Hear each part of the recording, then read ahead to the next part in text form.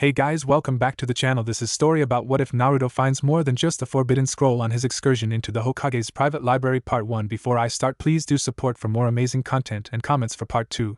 Do consider to subscribe my channel and share my video to your friends and check out the description as well. Let's start the video. Naruto stood and stared around him in awe, a feeling of growing accomplishment rising in his chest. He had made it. Holy Kami, he had actually made it. An overjoyed grin stretched his lips wide, and that feeling in his chest was warmer than a rising sun shining upon his face. He had never done something like this before. Really, he hadn't fully expected to sneak in. He figured that the ANBU, and the guards, and the security measures would have been a lot harder to avoid. But no, they hadn't. The ANBU had acted just like they always had, dangerous and intimidating, yes, but no immediately helpful or useful special abilities like they were rumored to have, and no real competence other than the aforementioned intimidation factor. The guards had been very accommodating. They had pointed a badly hinged botched bunchen towards the nearest restroom. It had only made it a meter or two before its failing state of being began to take effect, and ended up vomiting bunchen bile all over one of their legs. So distracted had they been by the impressive imaginary spew, although they didn't know it yet was so, that they didn't even notice the sickly black-haired girl with the funny-looking nose run away at a full tilt run, nor did they notice a small blonde-haired boy climb into the ceiling through a small panel. When they began ranting and bemoaning the fate of their clothing, they missed the muffled thumps and scratches that came from a meter above their heads, their source hidden oh so cleverly by a thin ceiling of plaster, cheap-ass fake wood, and metal. The security measures were sparse, if anything. There had been a few traps that littered the hallway which had been made for someone of a much taller stature than the 1-meter-something tall blonde prankster that passed them. There were some seals that had been written on the walls of that same hallway, which, as he'd found out through the scientific method, had really done something weird with his chakra. He could feel something different about it, and when he tested it out with a quick bunchen, the thing turned out perfectly. He had never done one perfect on his first try. Whatever those seals did, they actually helped him out, though he was pretty sure that wasn't what they were supposed to do. It wouldn't really make sense for them to make it easier for someone to perform jutsu. But he had always known he was a bit of a special case in performing jutsu, especially the little things, for some strange, obscure reason. When he got to the end of hallway, there had been more traps surrounding the door, including a pressure pad-like thing that set up a barrier over the door if someone stepped in front of it, a hole in the door that shot out little metal needle things that smelled really funky, and kunai that flew out from one side of the wall only to hit the other side and disappear as if it had never existed. It would have been really cool if he had more time to check that out, but, unfortunately, he was on a fairly tight schedule and had had to string up some wires, kunai, and a good portion of the carpet in order to get past the sensor and through the door. The door, as it had turned out, had seals lining it as well, and they had shown a dark blue color when he had walked through. They had flashed real bright too, like when someone takes a picture and you can't see anything but white for a few seconds before it dissolves into spots. But then he had walked into the middle of the room and looked around and grinned like a fool. Because he had made it. He had made it into the Shadow Scroll Room, one of the most coolest places in the entire tower, practically the old man's library, where he and all the Hokages before him had put all the most secret, most rare, most badass scrolls in order to keep them safe and away from prying eyes. The old man had taken him in here once, when he was, like 6 or something. He couldn't really remember all that well. But anyway, he was in probably the secretest room in the tower, which really brought up the question as to why it wasn't better protected or something, but that question would really only cause him to think a lot and go off track and take his attention of his mission, so in all he had to do was grab one measly scroll and bolt out of there like a bat out of hell. Or like himself after he pranked that coat-wearing psycho-jounin chick. Dealing with her had been the most horrifying experience to date, and that was including the one time that Ichiraku's had closed in the middle of the day because they ran out of noodles. After a quick full-body shiver of mind-numbing terror, a reaction garnered on recounting both past events, the silly grin made its way back up onto his face. The room was big, almost as big as his entire apartment, he reckoned, and it was filled with rows and rows of huge, dark wood shelves with scrolls covering each one. There were cupboards and things pushed up against the walls, stacked on top of each other, that held even more scrolls, and there were even a few shelves attached to the ceiling. That was just plain awesome. He dashed to the nearest shelf and began looking over the contents. Every scroll was stacked in neat, even rows, despite their varying sizes, some bigger than his entire body, some smaller than his hand, and each scroll had a small stretch of paper tacked onto the wood just below it so anyone could read what the scrolls were about, or what they had in them. Iruka-sensei had mentioned some stuff about storage seals once, where you could write some words and symbols on paper and do something with chakra and put, like, a kunai or a sword or even something as big as a house into the paper. Naruto scanned the nameplates and quickly decided that there was no real order to their placement, He had started with the very middle of the rack and gone to the right, his eyes flicking over the various titles: Konoha, Roster, Genin, Chunin, Years of the Nidame, Yandame, Sandame, Konoha, Missions, S-Class, Year of the Yandame, Elemental Countries, Intel, Suna, Konoha, Major Clans, Uchiha, Hyuga, Konoha. Restricted, Forbidden, holy crap, that was it. He paused for a moment just as he was about to grab it. The damn thing was seriously labeled forbidden? You'd think the old man would kind of want to hide the fact that it was forbidden. Hadn't he ever heard that saying about the forest and the trees, something about plain sights? He was about to pull it into his waiting arms when he paused once more. He looked around the room again. He had what he came here for, what he had needed, but well, come on. He was in the Hokage's private freaking library. He could find out stuff in here that he might never ever discover for the rest of his life.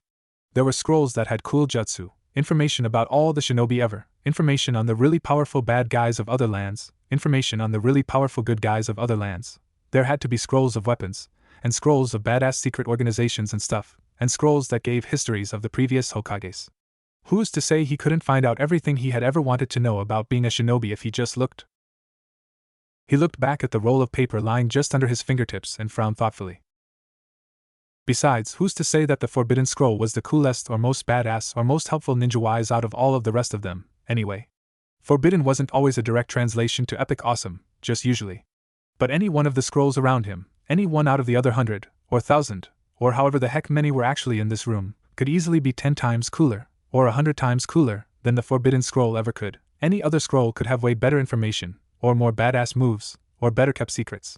So if that were true, why would Mizuki-sensei want him to get that particular scroll? Wait a minute, it was all a test. Gods above, he was taking all of that way too seriously. The Forbidden Scroll was marked so plainly so it would be easier for him to find it.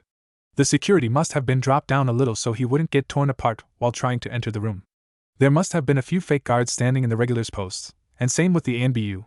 That was why they were so easy to get past, and so very, very incompetent. No, wait, scratch the fake ANBU. They were always like that. Stupid bastards. But that explained why everything had seemed so much easier than it was supposed to be. The old man must have had this as a final do-or-die kind of test for the students that couldn't quite make it past the last academy tests.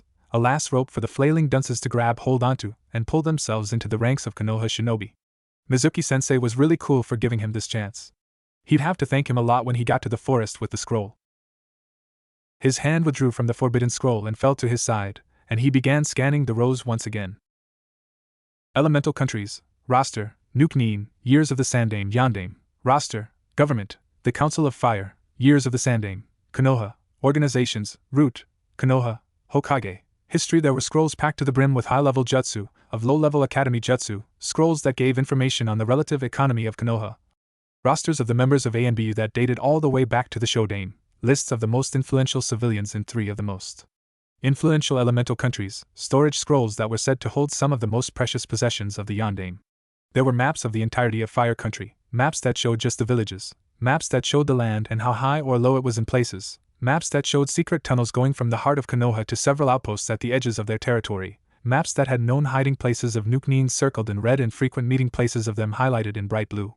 There were other maps that showed optimal points of attack on Cloud Country that would completely destroy their ability to fight back. There were maps dating back to the Great Shinobi War that showed detailed paths their forces took throughout the countries, and where they stopped to rest or fight.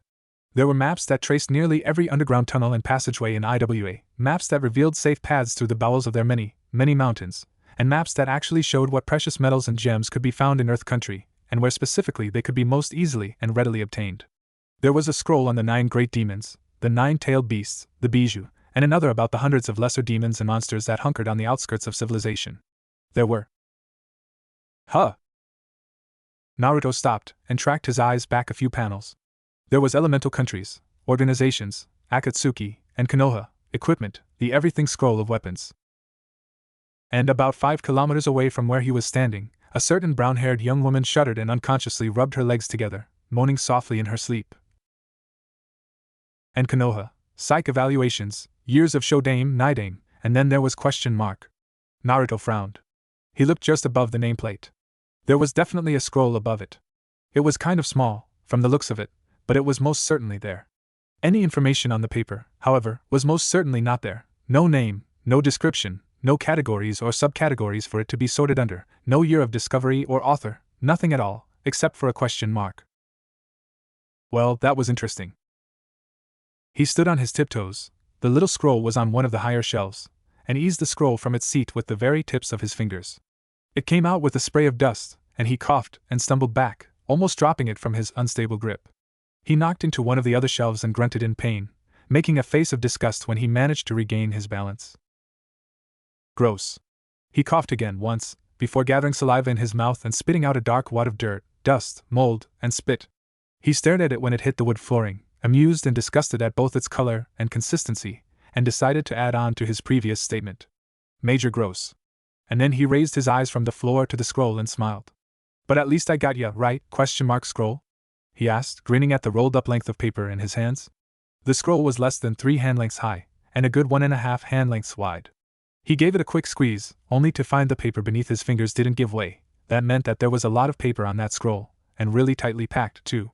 All in all, though, he held it out in front of him, raising an eyebrow. It looked more like one of the scrolls that Irika-sensei handed out in class sometimes than a super-duper epic awesome ultra-secret scroll.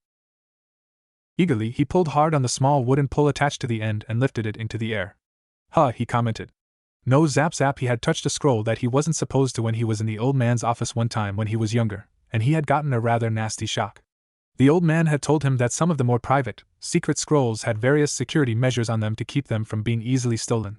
It's not burning after the shocking scroll. The old man had grabbed a blank scroll and written something down on it, did something with his chakra, and told Naruto to pick it up. He had, and it went up in flames, without the fire. The paper had blackened and crinkled away and left a pile of ash in its wake. No traps. The old man had then explained that some of the more paranoid, bad guy kind of people tended to seal kunai, or shuriken, or something like it into the scroll, which activated when the scroll was picked up or opened. Naruto watched as the question mark scroll rolled open harmlessly. No other safety measures. Weird. His bright blue eyes flew over the paper when it slowed to a stop. There was nothing there. He looked at it carefully from the very top to the very bottom. Nothing. Nada. There was only blank paper, not even a speck of ink marred the surface. His lips drew downwards into a scowl. Well, that was annoying. He crouched and set the scroll down on the floor. Still frowning, he lifted a hand and placed it on yellowing paper. Once he had reaffirmed that, yes, it was paper, and no, either touching it or scratching at it with a nail revealed anything, he shrugged and splayed both hands flat out on the surface. The only real thing he could think of that would make anything show up would be chakra, so he sent a short pulse down his arms and out from his palms. The paper shimmered slightly as his visibly blue chakra spread out over it. His eyes roved across the scroll looking for something, anything. He made a whining noise in the back of his throat when he didn't see anything. There was nothing. And then, suddenly, there was. In the middle of the section he was looking at, as a brief tug and the prior feel of the scroll showed that there was a lot more paper inside, what looked like a small splotch of ink had appeared. He poked it. When nothing happened, he poked at it with a little bit of chakra in his finger. Still nothing. Growling, he slammed both hands onto the paper, hands spread wide, and pumped out an inordinate amount of chakra into the paper. When there was still no reaction, Naruto closed his eyes, loosened his jaw, and sighed heavily. Damn. He scrunched his face up in thought for a few minutes before sighing again, and, in one deft movement, rolled the question mark scroll back up and stood. He definitely wanted to keep it. After all, if it wasn't showing anything, then there must be a reason nothing is being shown. And that was a very intriguing thought that he really didn't have time for. Shit, he had to get going. Okay, so he had this little scroll, and he needed to get the forbidden scroll to graduate. He couldn't very well take one out of the tower, and then come back to get the other, and then get to the forest in the allotted time, and he definitely couldn't spend any more time in the room. The only option was to take both scrolls. He couldn't carry both of them at the same time and run. That would be really awkward. He snapped his fingers and dug a hand into one of the lower pockets on his orange cargo pants. He pulled out a length of rope and dropped it to the ground, the question mark scroll a moment after. He quickly went over to the first shelf and snatched up the forbidden scroll. He went back to his previous spot and bent over, easily throwing the scroll and rope on top of his back and securing it there with a few sloppy knots and a hard tug. Then he picked up the smaller unknown scroll and cradled it under one arm. He took one last look around the room, gave a short jump and, pleased to find that the forbidden scroll stayed where it was supposed to, how it was supposed to, ran from the room. The seals around the doorway flashed blue behind him, lighting up the shadow scroll room one last time, before they fell silent, black as death. It wasn't until later, Much later, after he went to the forest, learned Kage Bunshin no Jutsu, truly a badass technique, surprised Irika-sensei. Okay, so technically his favorite teacher found him. But who's really counting? Got attacked by that bastard fake Sensei Mizuki, and then he attacked Irika-sensei. Can you say no mercy? Found out that he was a Jinchuruki of the strongest-tailed demon there was, which was a little bit upsetting, but honestly it explained a lot. Besides, it was pretty kick-ass that, if he had to have one, he got the biggest and the baddest one that ever existed, totally kicked that bastard fake Sensei Mizuki's ass, he deserved it. Became a late graduated of the Shinobi Academy and practically smothered Irika-sensei in a hug. Screw what everyone else thought. Irika-sensei was goddamn awesome, apologetically handed the forbidden scroll to the Sandame afterwards. Cranky old man. He was just pissed that he got his nappy time interrupted, and weaseled some ramen out of Irika-sensei, force of habit, when he was lying in bed, attempting to sleep but wholly unable to due to his pure, unfiltered joy and excitement. Did Naruto remember ? Scroll. He grinned to himself. Well, he said quietly, climbing off his mattress and padding barefoot across his wooden flooring, no time like the present, I suppose. He chuckled. Can't sleep anyway. He walked into his bathroom and faced his mirror. Putting his hands onto it, one on each side, he gently pried the pane of glass from its place. It came off of the wall with a clank and a bit of plaster, revealing a relatively large hole in the wall. The mirror was set off to the side, next to the toilet. Naruto stuck both arms into his bathroom wall and reached up. His fingers reached past two wooden beams and brushed against paper. They curled around the cylinder, and he carefully drew it out, steering it around the wall's innards and settling it carefully into his arms. He smiled again. Gotcha. He carried it into the kitchen, where he set it down on his mostly unused dining table before turning away and snagging a healthy cup of cup ramen. Making quick work of its wrapping and top, he set it on the counter and put a dented kettle of water on the stove. He went back to the table. A watched pot never boils, you know, and unrolled the unknown scroll. The inkblot-looking marking had since vanished, so Naruto placed his hands on the paper and let loose a stream of chakra. It appeared once more. There we go, he muttered, scratching his cheek absent-mindedly. Okay, so he was able to get this bit of ink to show up with chakra. It stood to reason that more would be revealed as more chakra was added to the paper. But he had already tried that. His features scrunched up in his thinking very hard face, and he put his chin in his hand, thus forming his thinking very hard pose. Maybe the reason nothing showed up was because he was sitting in the shadow scroll room at the time. Naruto nodded to himself. It would make sense for the scrolls to have some degree of protection upon them. Not being able to read them whilst inside that room could possibly be one. After all, it didn't look like the scroll had any other safety measures. Not when he had first checked it, and certainly not now. He nodded again. Okay, so if the scroll wouldn't react inside the room, it should hopefully react outside the room. He was outside the room. So. Naruto spread his hands against the paper and pushed blue-tinted chakra down his arms and into the paper. Almost immediately, the black splotch began to grow, spread dark tendrils across the yellowing surface it resided on. The ink kept twisting and looping around itself, coloring the paper dark until the revealed space was a solid expanse of black. He arched a brow and unrolled the scroll a bit more. Still black. He began yanking the paper away from the roll in large, and exaggerated, movements, spilling parchment off the chip table and onto his hardwood floor. Hand lengths quickly became meters as more and more paper folded into the swiftly growing pile. And the scroll wasn't getting any smaller.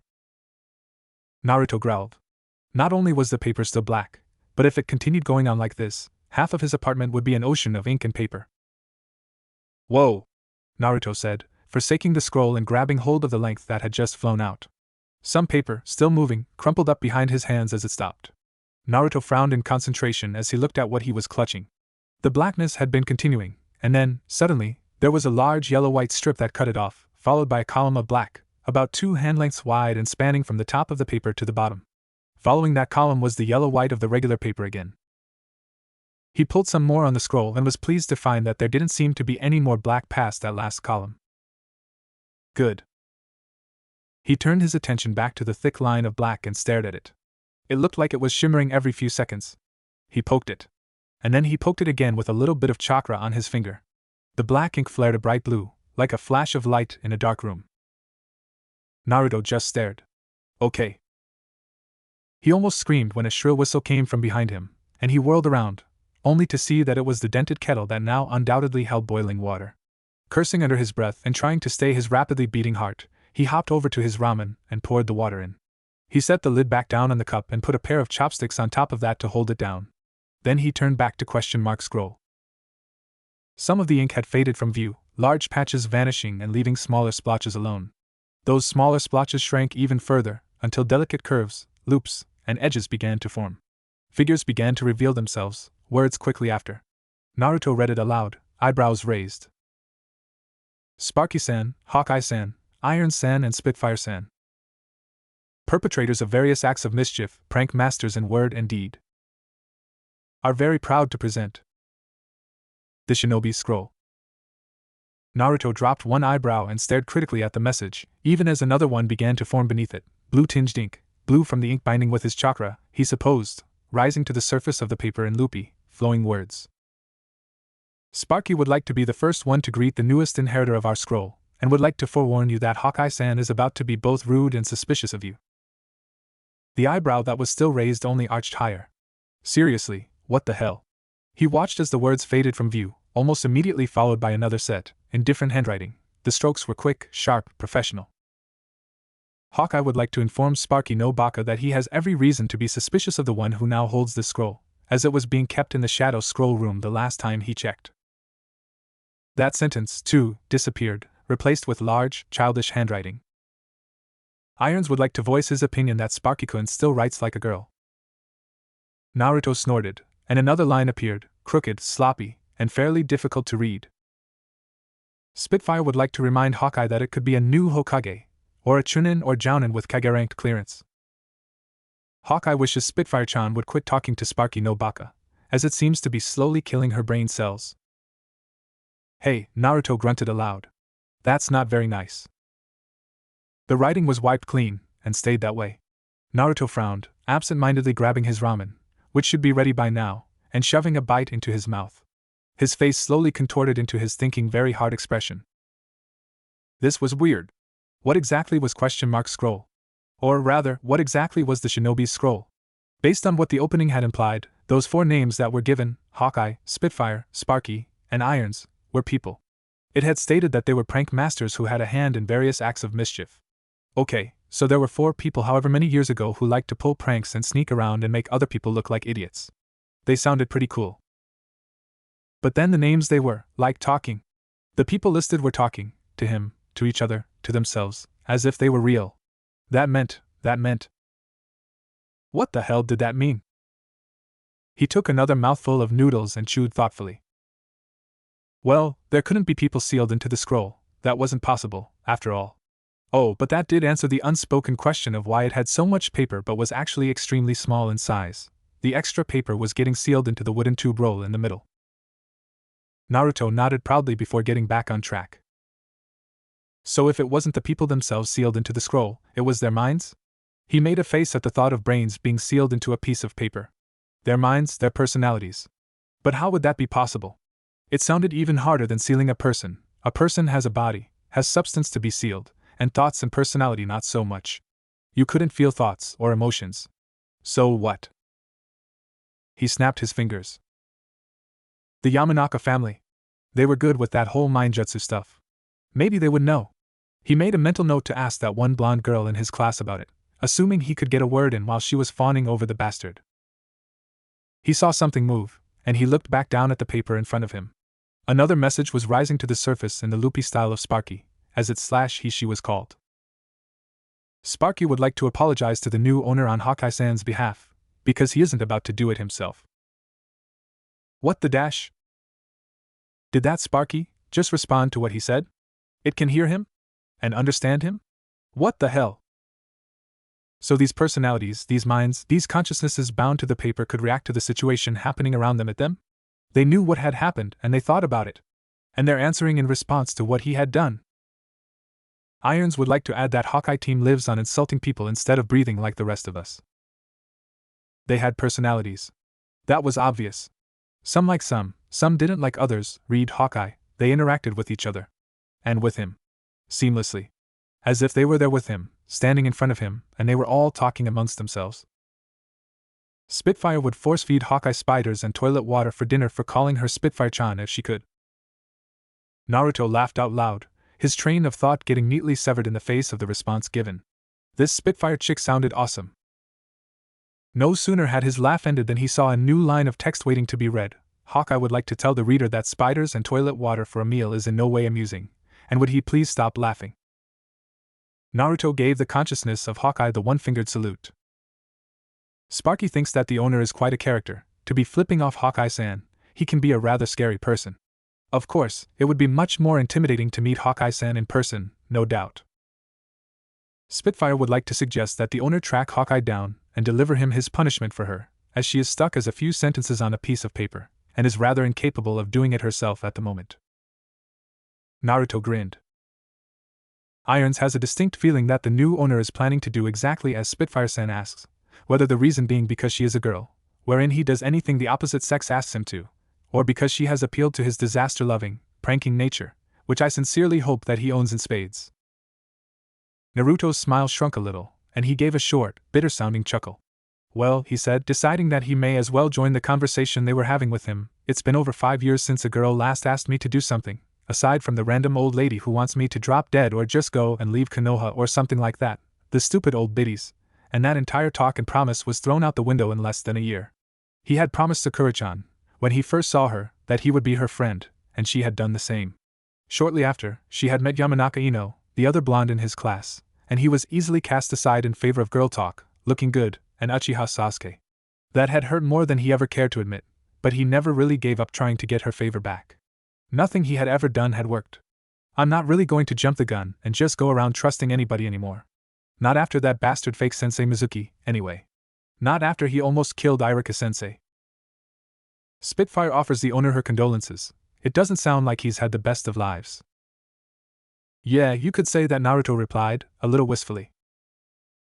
Irons is wondering if, just to be sure, this means that the new owner is not going to go and hunt Hawkeye team down and feed him spiders and toilet water. Oh, hell no, the blonde answered, laughing. I'll find him and stuff spiders down his throat just cause it sounds like something fun to do. He paused mid-laugh. Assuming, of course, he did something worse than just give someone the wrong honorific suffix, he added seriously. Irons nods furiously, stating that Hawkeye team deserves that and more, and not just for being a jerk and trying to cozy up to the one person who doesn't want people cozying up to her. Am I going to get any specifics, other than he was a jerk? I mean, just basing this off of what he said in the past few minutes, I'd agree with you in a heartbeat, but do you have anything especially incriminating? Irons certainly has a story for you. Sarutobi risen gently and reverently placed the forbidden scroll in its rightful place upon the shelf, and gave it a soft pat before turning away and walking back towards the door of the shadow scroll room. The moment his body passed the doorframe, the tens of hundreds of delicately etched seals upon the wood exploded into color, leaping from their quiet, inactive black into a cacophony of green, yellow, and blue. He and his thoughts froze. He took a step back into the room and watched as the seals lit up once more before settling down and hiding in the shadows again. The seals.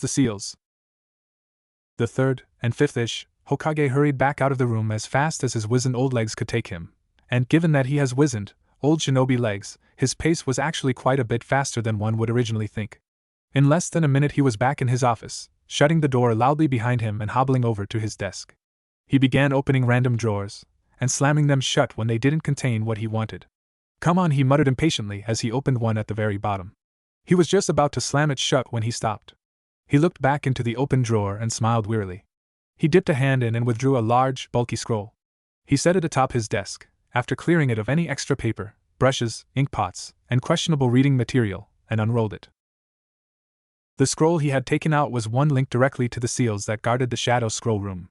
Those seals had been a generous addition to the security by one Namikaze Minato, the Yellow Flash of Konoha, and the Yondaime Hokage. They had been key to the chakra signatures of the Hokages, anyone with Kage-ranked clearance, and anyone else the present Hokage trusted enough to have them added to the matrix, usually being a relative, or loved one. If someone who hadn't been keyed into the matrix attempted to enter the room, the seals immediately depleted a hefty majority of that someone's chakra supply, rendering them near to definitely unconscious and pretty much helpless. And given that the entire length of the hallway was designed to sap chakra as well, just at a slower rate, the entire process would take about 2 seconds, max. It had only happened 3 times since Sarutobi had been in office, both times, and he had come to the scene in all instances to find the perpetrator laying in the middle of the doorway. One had been dead, one was unconscious and hardly breathing, and the last and most previous one had been swearing up a storm, trying to drag himself into the room but failing quite spectacularly because he was too weak to even move his arms. Since Naruto managed to make his way into the room, he had to have passed through that doorway. Now, it stood to reason that he of all people could have activated the seals and had his chakra depleted very quickly, and managed to remain standing. He was probably one of the only people in the world to be able to, really. Not only were his natural chakra reserves massive, but he also had the Kyuubi's demonic chakra, which put his supplies on an entirely new level.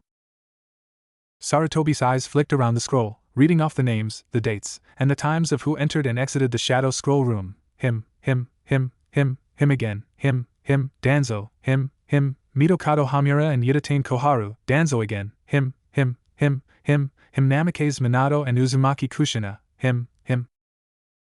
Ah. Of course. Damn it, of course. A child's chakra signature is, in essence, an amalgam of their parents, just like the DNA that they inherit, or the blood type they have. And if that child is young enough, before they have finished maturing, as well as their chakra signature into one of their own, then their chakra would very closely mirror their parents, close enough to fool Minato's seals. Seals, as a general rule, are very difficult to work with. It is even tougher a job to make them meet the most specific of standards, like, say, recognizing precise chakra signatures of only a handful of people and being able to distinguish even the slightest of differences from another signature so closely mimicking one, or two, from that handful.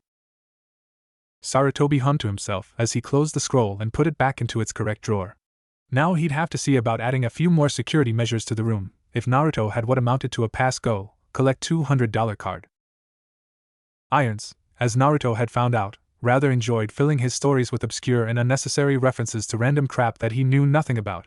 He had briefly mentioned something about double arts, was trying to make a point again and again involving the thing, and really just wouldn't shut up with what sounded like various quotes, including a line about a Vespa woman who wielded a guitar and hit people with perverted thoughts. But subtly slipped in between all the references was what seemed like an actual story, involving Hawkeye kicking puppies and eating what was supposed to be a dish made out of cat. Apparently that made him a terrible, horrible person. Although, personally, Naruto would never eat cat, just because cats were too awesome, and too cool, and way too lovable to end up as dinner. Almost immediately after Irons finished his tale, the snarky punk called Hawkeye spoke up, insulting Irons, Sparky, and Naruto himself, and stated once again that he didn't trust Naruto one bit, as the shinobi's scroll had been previously kept within the Shadow Scroll room. The others were silent after that, and Naruto couldn't exactly ignore such an obvious accusation. So he sighed, set aside the empty cup of noodles, and began explaining. He told them about his life. He told them that his earliest memories had been of an orphanage, and how he had always been accused of lying from the owners and, later, from the other orphans. He told them how he had left early on, and badgered the old man, the Hokage, into letting him have a place of his own. He told them about him growing up, about his entering the academy. He told them about the time he tried to find out about his parents, and how he had stayed mad at the old man for a week afterward. He told them about his respite that came in the form of a small, family-run ramen stand. He told them about his crush on Sakura-chan, and about his rivalry with Sasuke, the bastard. He told them about Iruka-sensei, and he told them about Mizuki. He explained how bad he had been in school, and how he had failed again and again. Eventually the events of the previous day, as it had, according to the little digital clock he had on his counter, past midnight over an hour ago, came into the conversation. He told them how he was desperate, duped, and how he found them in the room. And he said that he found them to be really interesting, and hadn't, and still didn't, want to give them back to the old man, like he had with the Forbidden Scroll. And he told them about the Kyuubi. Their responses had been widely positive, or, at the very least, not negative. Spitfire had said something close to a joking and apologetic, "Well, sucks to be you, doesn't it?" Sparky had been absolutely fascinated, having apparently heard of the bijou in his lifetime. He had asked all sorts of questions, and had to be disappointed again and again when Naruto just couldn't answer those questions. Irons showed his childlike enthusiasm and had immediately begun rambling on about the myths and legends of the tailed beasts, like a little kid who wanted to proudly show that he knew that bedtime story, and his mommy should let him read it tonight. Hawkeye had imitated Spitfire's reply, only his was far more serious about the comment. Something like, "Cammy hates your guts. I agree with her." As their conversations turned away from serious, heartfelt revelations, and into curiosity towards the entities, their existence, and the shinobi's scroll, Naruto found out that his smile wouldn't go down. He was grinning the rest of the night. "Okay, so I think I'm starting to get what the heck this scroll is and what the heck you guys are. But what the hell is up with the huge black part?" Sparky would like to point out the storage seals that decorate the handle of the scroll. "Eh? What seals?" Naruto followed the long tail of paper that trailed out of the shinobi's scroll until he got to the end. He picked up the wooden piece that decorated the last part of paper. This thing? He muttered doubtfully. He squinted as he held it up in front of his eyes. It just looks like a dark stick of wood. He growled in annoyance. It'd be so much easier if it was the afternoon, when I can have some light. Damn landlord cut off the lights to the apartment complex during nighttime to save money. Or maybe just to him. Either way, the guy was a crotchety old bastard. Naruto went back to the where the pranksters, as he'd come to start calling them. It was a lot better than the Three Stooges, plus a bastard, after all, talked with him. They had already written their thoughts. Hawkeye finds himself appalled at the apparent lack of teaching in the academy these days. Simple katan and right gun jutsu were essentials when he was in school, taught for basic lighting techniques in the dark. Spitfire would like to punch Sparky in the face for deflecting the kid's question, but she can't. Hawkeye would like to offer his condolences to Spitfire-san. Irons thinks that the owner should try pushing a load of chakra into the stick and see what happens. You think so? Naruto asked out loud, eyeing the small length of wood. Their last replies were quickly swept away by a quick scrawl. Sparky would rather the new owner didn't listen to Iron-san when asking for advice. Iron-san is not exactly the most knowledgeable about seals. Irons takes offense to that comment, and claims that he's not that bad. Spitfire would like to remind Irons of the 22 incidents that occurred within the first 3 days of his studying sealing. Hawkeye would like to remind Spitfire-san that it was actually 28, but some of those incidents could not be traced back to Irons at that point in time. Irons takes offense to that comment as well, sends a scathing insult at Hawkeye team, and goes off to sulk. So what do I do then? And what's up with the seals on the wood anyhow? Why do I need to know this stuff, and why should I care? Spitfire is going to step out of the line of fire for this one. Hawkeye agrees with Spitfire's wise judgment and slowly backs away from Sparky no Baka. Sparky takes the new owner's comment as a direct insult to himself, having been someone who had instructed whiny little ninja before. Sparky would also like to point out that the storage seals are on the handle, so the end of the scroll that has the black ink covering the paper can seal that useless paper and keep him from making a mess, such as he has made, every time he wishes to utilize this scroll. Sparky thinks that the new owner would very much like not having to dig through tens of meters of stained paper in order to find the few words we say. Sparky would hope that the new owner would see the uses of seals on anything, and should care because of how amazing the art of Fuinjutsu really is. As for the black expanse, those are logs of our conversations with our previous owners, stained accordingly so that the new owner cannot read over private conversations. Naruto raised an eyebrow. Spitfire thinks Sparky should settle down a little before he scares the kid. Hey! Spitfire would like to apologize for thinking that the kid is a scared little girl. Hey! Spitfire realizes that the kid does not like hearing the truth, and would like to remind him that the truth hurts and he needs to stop whining. Something beeped in the background, drawing Naruto out of his conversation. He blinked rapidly and looked around. The beeping grew louder. What the heck is that? What did he have that made that noise? And why was it making it right now? He slowly trekked away from his kitchen table, being careful not to step on too much of the paper littering the floor, and went into his room where the ringing seemed to be coming from. Oh. His alarm clock. His alarm clock? Why the hell was his alarm clock going off? He went over to turn it off and got sight of the time, 6:45 a.m. He blinked. 6:45? But it was still night, wasn't it? Naruto ran out his room and over to the sliding door that led to his little balcony. He yanked open the grimy fabric curtain that separated the glass door from the rest of his place, and yelled out when the light of a rising sun slammed into his suddenly very tired eyes. Damn it! He swore.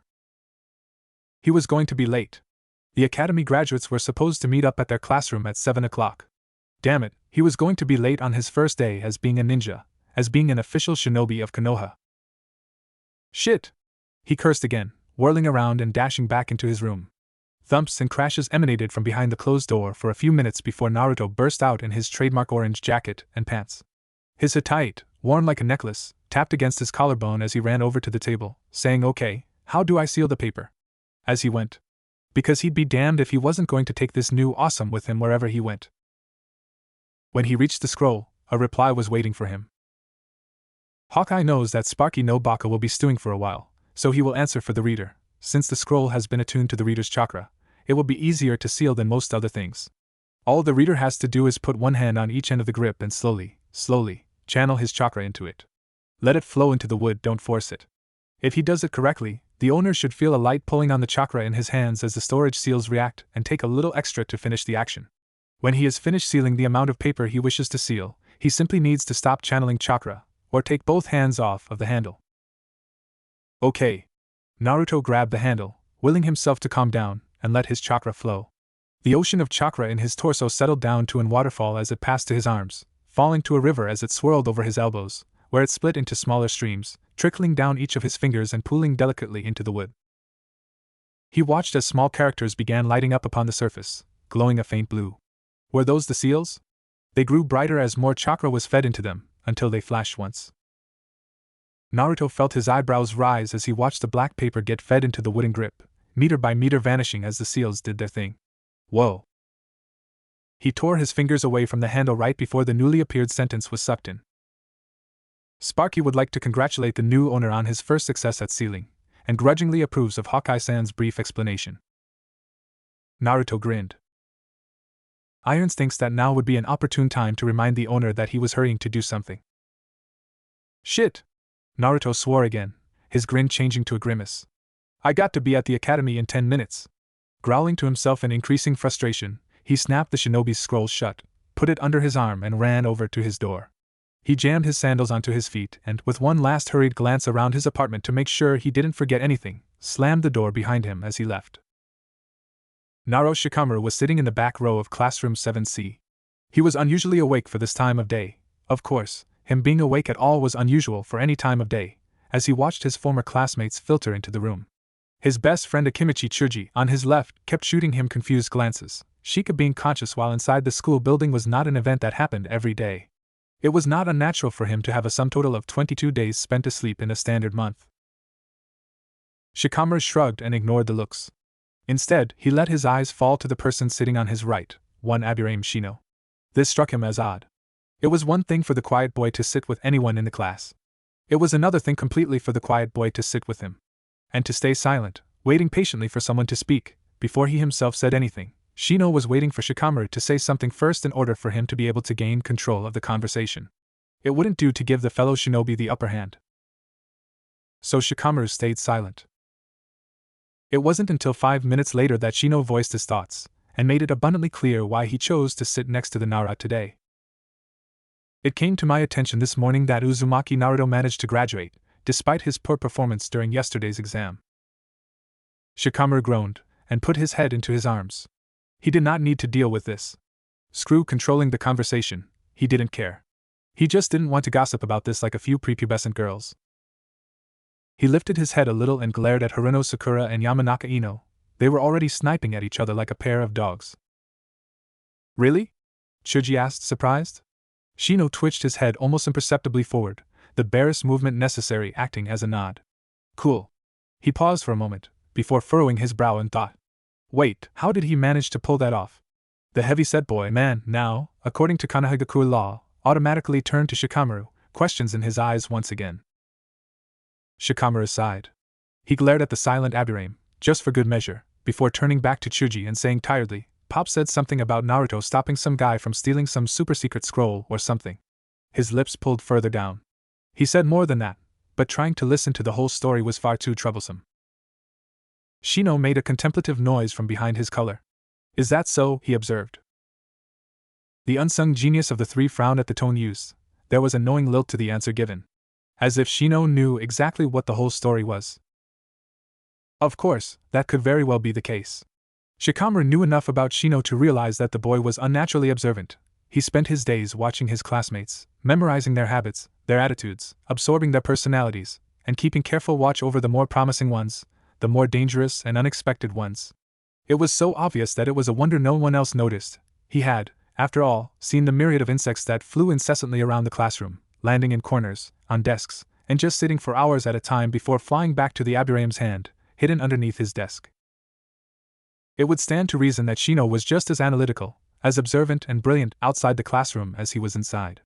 And if that was indeed the case, the boy was bound to hear a few things more, and retain them, at that, than Shikamaru did. Yeah, was all the Nara said in reply. Chuji just looked between the two in confusion. Shikamaru let his gaze drift over to the clock on the wall. It was 6:51. The graduates were all supposed to be here by 7 o'clock. Naruto's gonna be late, he said. Of course, Shino replied. It is a logical probability to assume that Uzumaki stayed up late last night due to his exuberance at succeeding to become a shinobi, and then succumbed to exhaustion, resulting in his oversleeping and waking up late. Sure, that's what I meant. Shino turned his head towards the lazy brunette. A detailed and concise way of speaking should not be thought of as a hindrance. Such things are essential for forming an acceptable mission report, something which will become vital now that we are shinobi. True, replied Shikamaru, but do you really think you'll have time to talk all troublesome like that in the middle of a battle, or while you are ordered to report to your commander in a squad? No. They'll want short and simple, something to give the information needed in a quick manner, and that's it. And in those instances, I will shorten my explanations to an appropriate length. You could have just said, I'd do that in those situations, Chuji pointed out, attempting to join the conversation a little. You don't always have to use the longest words possible to get a point across. Shino was quiet for a moment. He took a breath, which ruffled his collar a little, and said, I was instructed since my earlier memories that speaking in such a manner set me apart from the uncouth and uncivilized members of my generation. Inuzuka Kiba, ever the prim and proper epitome of civility, chose that moment to bellow no, fuck you, at another graduate, leaping out of the seat and barreling into the other boy, tackling him to the ground with another curse and a bark of laughter. Shikamaru and Chuji looked at each other. You have a point there, they said together, looking back at the Aburame. Shino simply nodded. So Chuji said after another few minutes of silence. How late do you think he'll be this time? I mean, he's usually, 10, 15 minutes late. Barring the occasion when he just plain ditches until Iruka-sensei catches him. He nodded to himself. His average delay for his entire schooling at the academy is approximately 1 hour and 21 minutes, Shino replied neutrally. If any delay of over an hour is not included in the equation, his average time of delay lowers drastically to approximately 11 minutes. Shikamaru raised an eyebrow. You take note of how much time it takes him to get to class? Not just Uzumaki. I take note of everyone's behavioral patterns, their routine, their habits, their responses to differentiating stimuli. A competent shinobi should attempt to obtain as much information on both allies and adversaries as possible. Shino visibly raised a brow and looked at Shikamaru. To use an example, you, Nara, use only 7% of your time in class to actually sleep. I would approximate the amount you use for daydreaming at closer to 25%. Another 60% you use to act like you are unconscious, but are actually listening intently to the lecture being given. And the remaining 8%? Chuji prodded. Shikamaru just groaned, placing his hands over his head where it rested on the desk. The excess 8% varies by a small amount each day. Usually, though, it is used talking with you. Chuji grinned at his friend. Shikamaru didn't bother looking up, instead choosing to turn the subject of discussion back a minute. I think he'll be more than 5 minutes late this time, less than 8. Chuji laughed. Putting money on that? He teased, nudging his friend in the side. Sure, why not? Shikamaru gave in, his voice muffled. One of his hands withdrew from its perch and dipped into a pocket. He withdrew a small handful of bills and coins and set it down next to his head. There. Whatever that is. Chuji counted it up and nodded to himself. That could buy him 6 large bags of barbecue-flavored potato chips, with a little left over. That was acceptable. He quickly shoved a hand into his own pocket and drew out his own money, counting it out and setting aside the bet. Shino had somehow managed to put his money on the table without moving a muscle. I've got 8 to 11 minutes this time, Chuji said, nodding to himself. Shino was silent for a while before saying, between 3 minutes, 28 seconds and 3 minutes, 42 seconds. He could practically feel the raised eyebrows that his answer gained him. They fell silent, conversation finished, just as Yumino Iruka entered the classroom at 7 o'clock, and 16 seconds, Shino noted, and walked to the center of the classroom.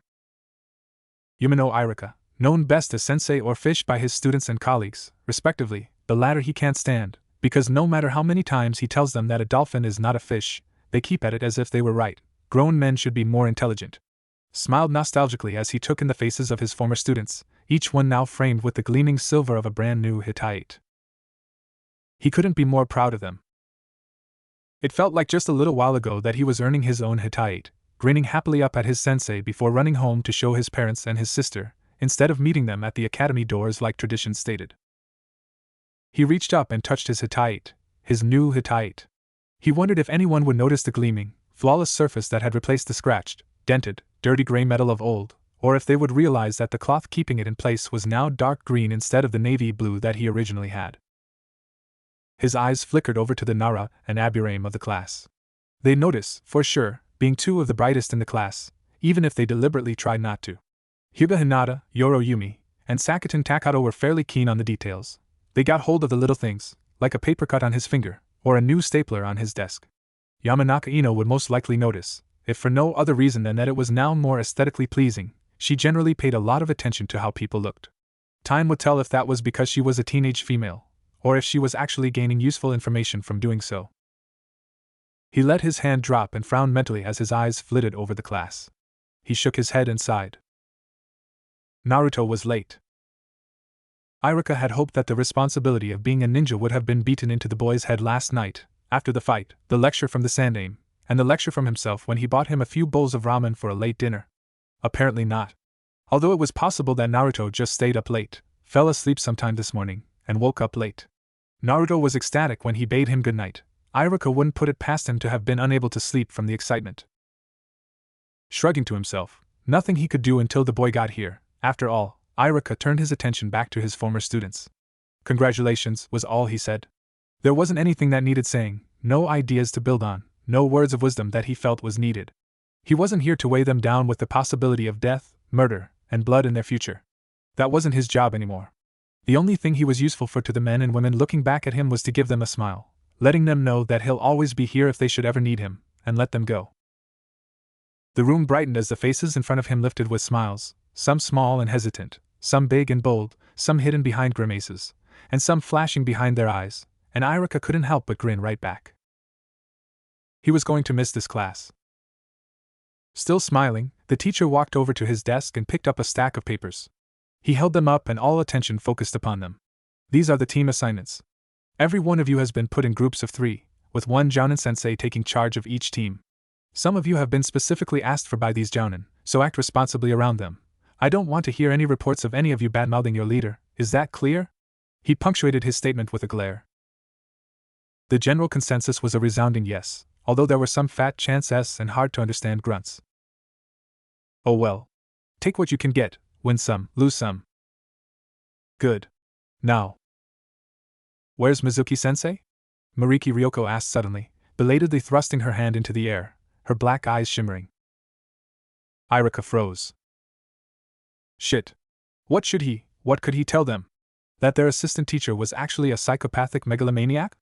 That his best friend had tried to kill him?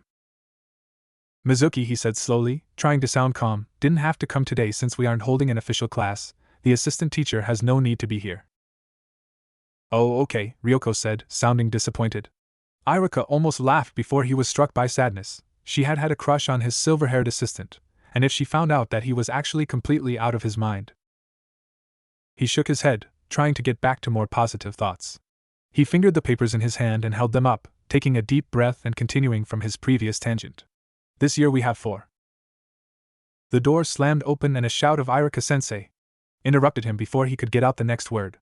All eyes swiveled to a panting, slightly sweaty, very ruffled, and rather tired-looking Uzumaki Naruto, who was standing in the doorway with a grin on his face, a small scroll tucked under his arm, and a Hittite proudly sitting against his black undershirt. Iruka couldn't help but grin as he said, "You're late, Naruto. Luckily for you, though, you didn't miss the team announcements. Please take a seat." "Yes, Iruka-sensei," Naruto said hurriedly, shutting the door behind him and leaping into a seat near the front.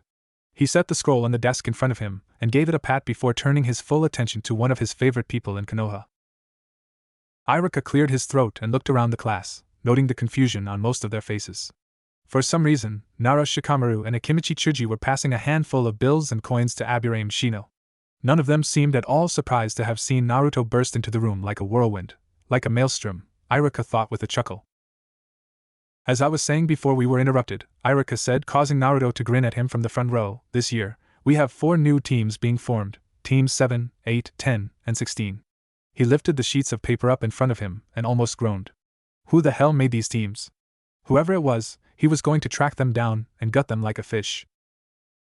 Team 7, he said, clearing his throat again, consists of Uchiha Sasuke, Haruno Sakura. He was cut off as the pink-haired girl practically leapt from her seat, making a noise that sounded like a cross between a squeal and a shout, and jabbed her finger at her blonde-haired rival.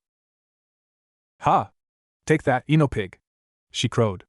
Ino looked shocked, and Irika knew it wouldn't last. She'd start yelling before the minute of disappointment was over. So he plowed valiantly, but reluctantly on. Uchiha Sasuke, Harino Sakura, and…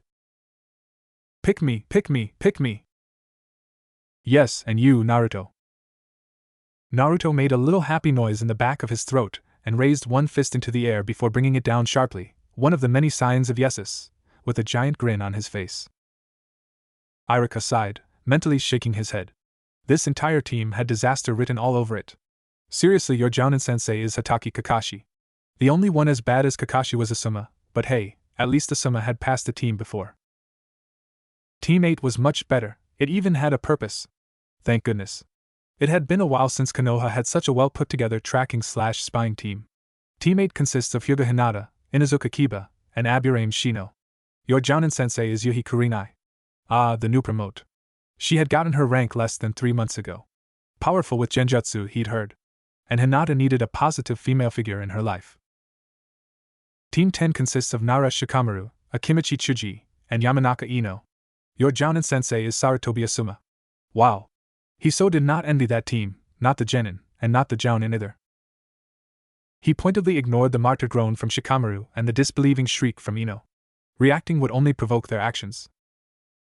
Irika frowned as he tried to figure out if Team 10 or Team 7 was the worst team he'd ever seen, then, with a shrug, decided that he could figure that out later. When he had a few scrap pieces of paper, a new pen, and a few hours to spare.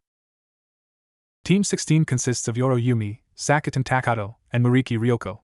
Your Jounin-sensei is Ruji Swaimon, younger brother of Ruji Idate. Good guy. Irika couldn't say he knew a lot about Suimin-san, beside the fact that he had already had 3 teams.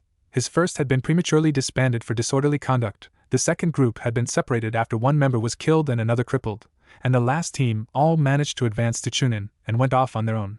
But the team itself seemed pretty well put together, if a little unorthodox. 2 girls and 1 boy was unusual, let alone 2 girls and 1 boy 2 years younger than them. He turned and placed the papers back onto his desk before addressing the class in its entirety. That concludes the team announcements for the newest graduates of the Shinobi Academy. He gave them a soft smile. The Jounin-sensei will start coming in a few minutes.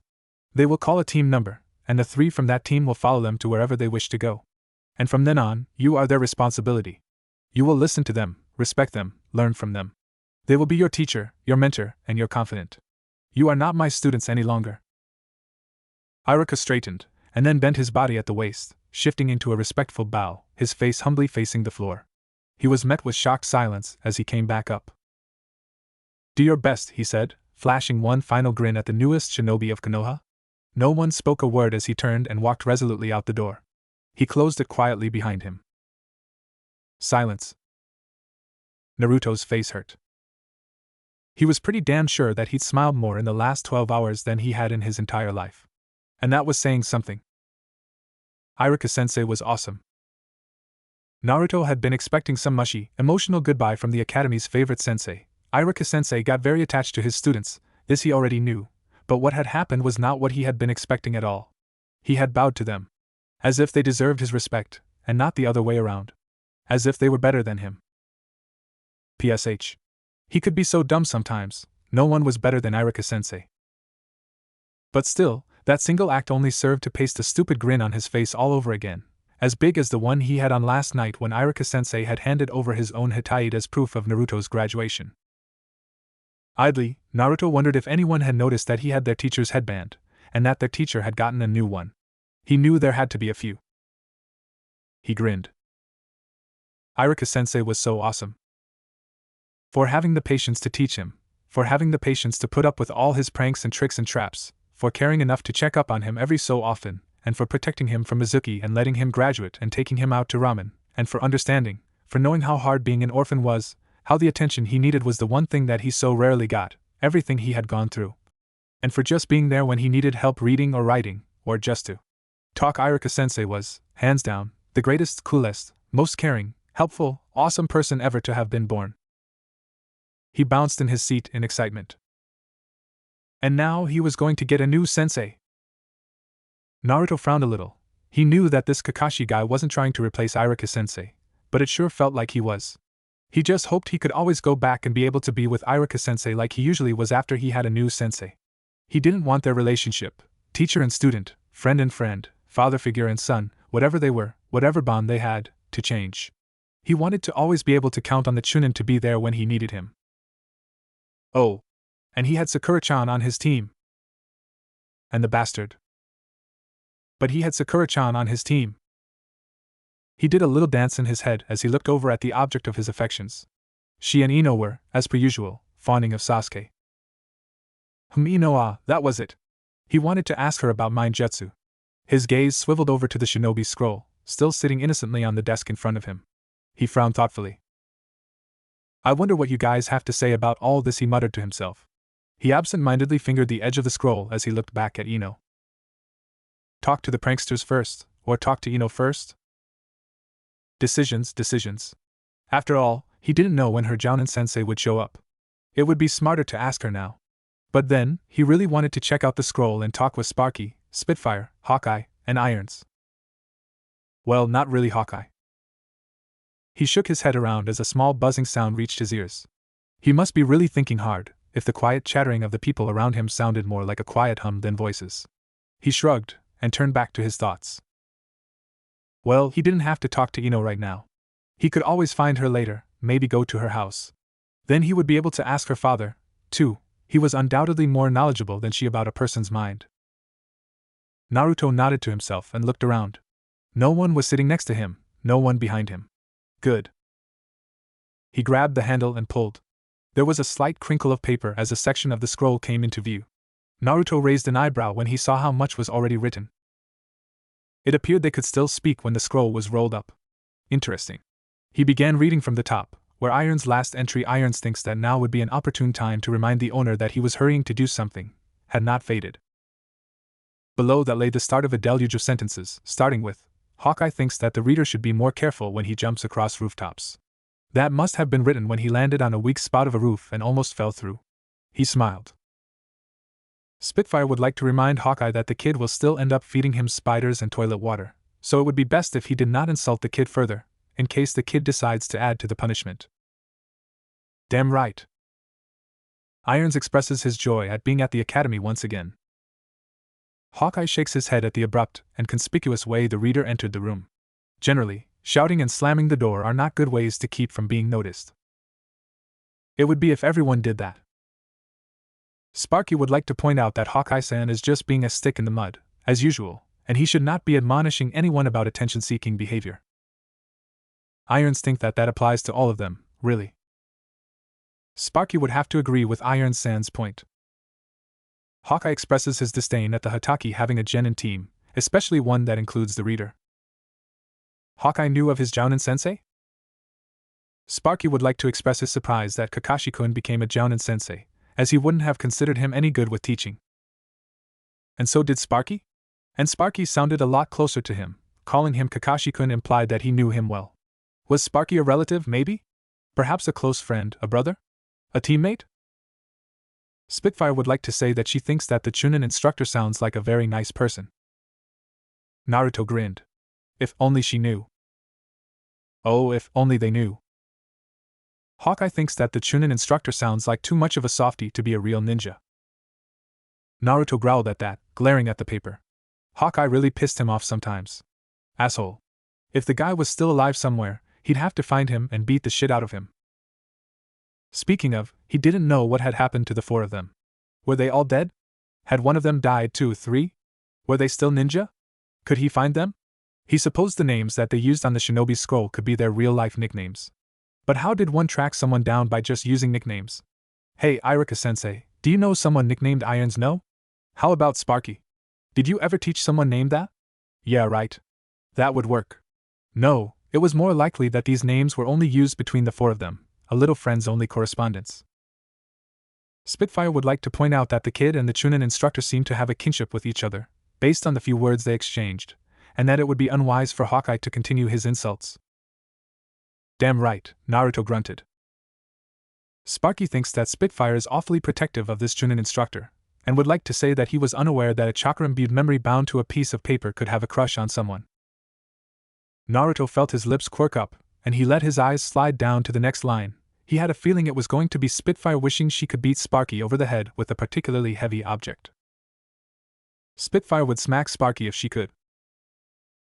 Close enough. Irons thinks that, to answer the owner's question of what they all think, he should probably read what they have been saying up until now. Sparky would like to say hello, and it's very nice to see the new owner again, and it really does get quite stuffy when rolled up inside our scroll after a while. That was the last entry. Naruto lifted his eyes from the scroll and looked around. Most of the class seemed to be in their own little worlds, talking quietly with each other, or staring expectantly at the door.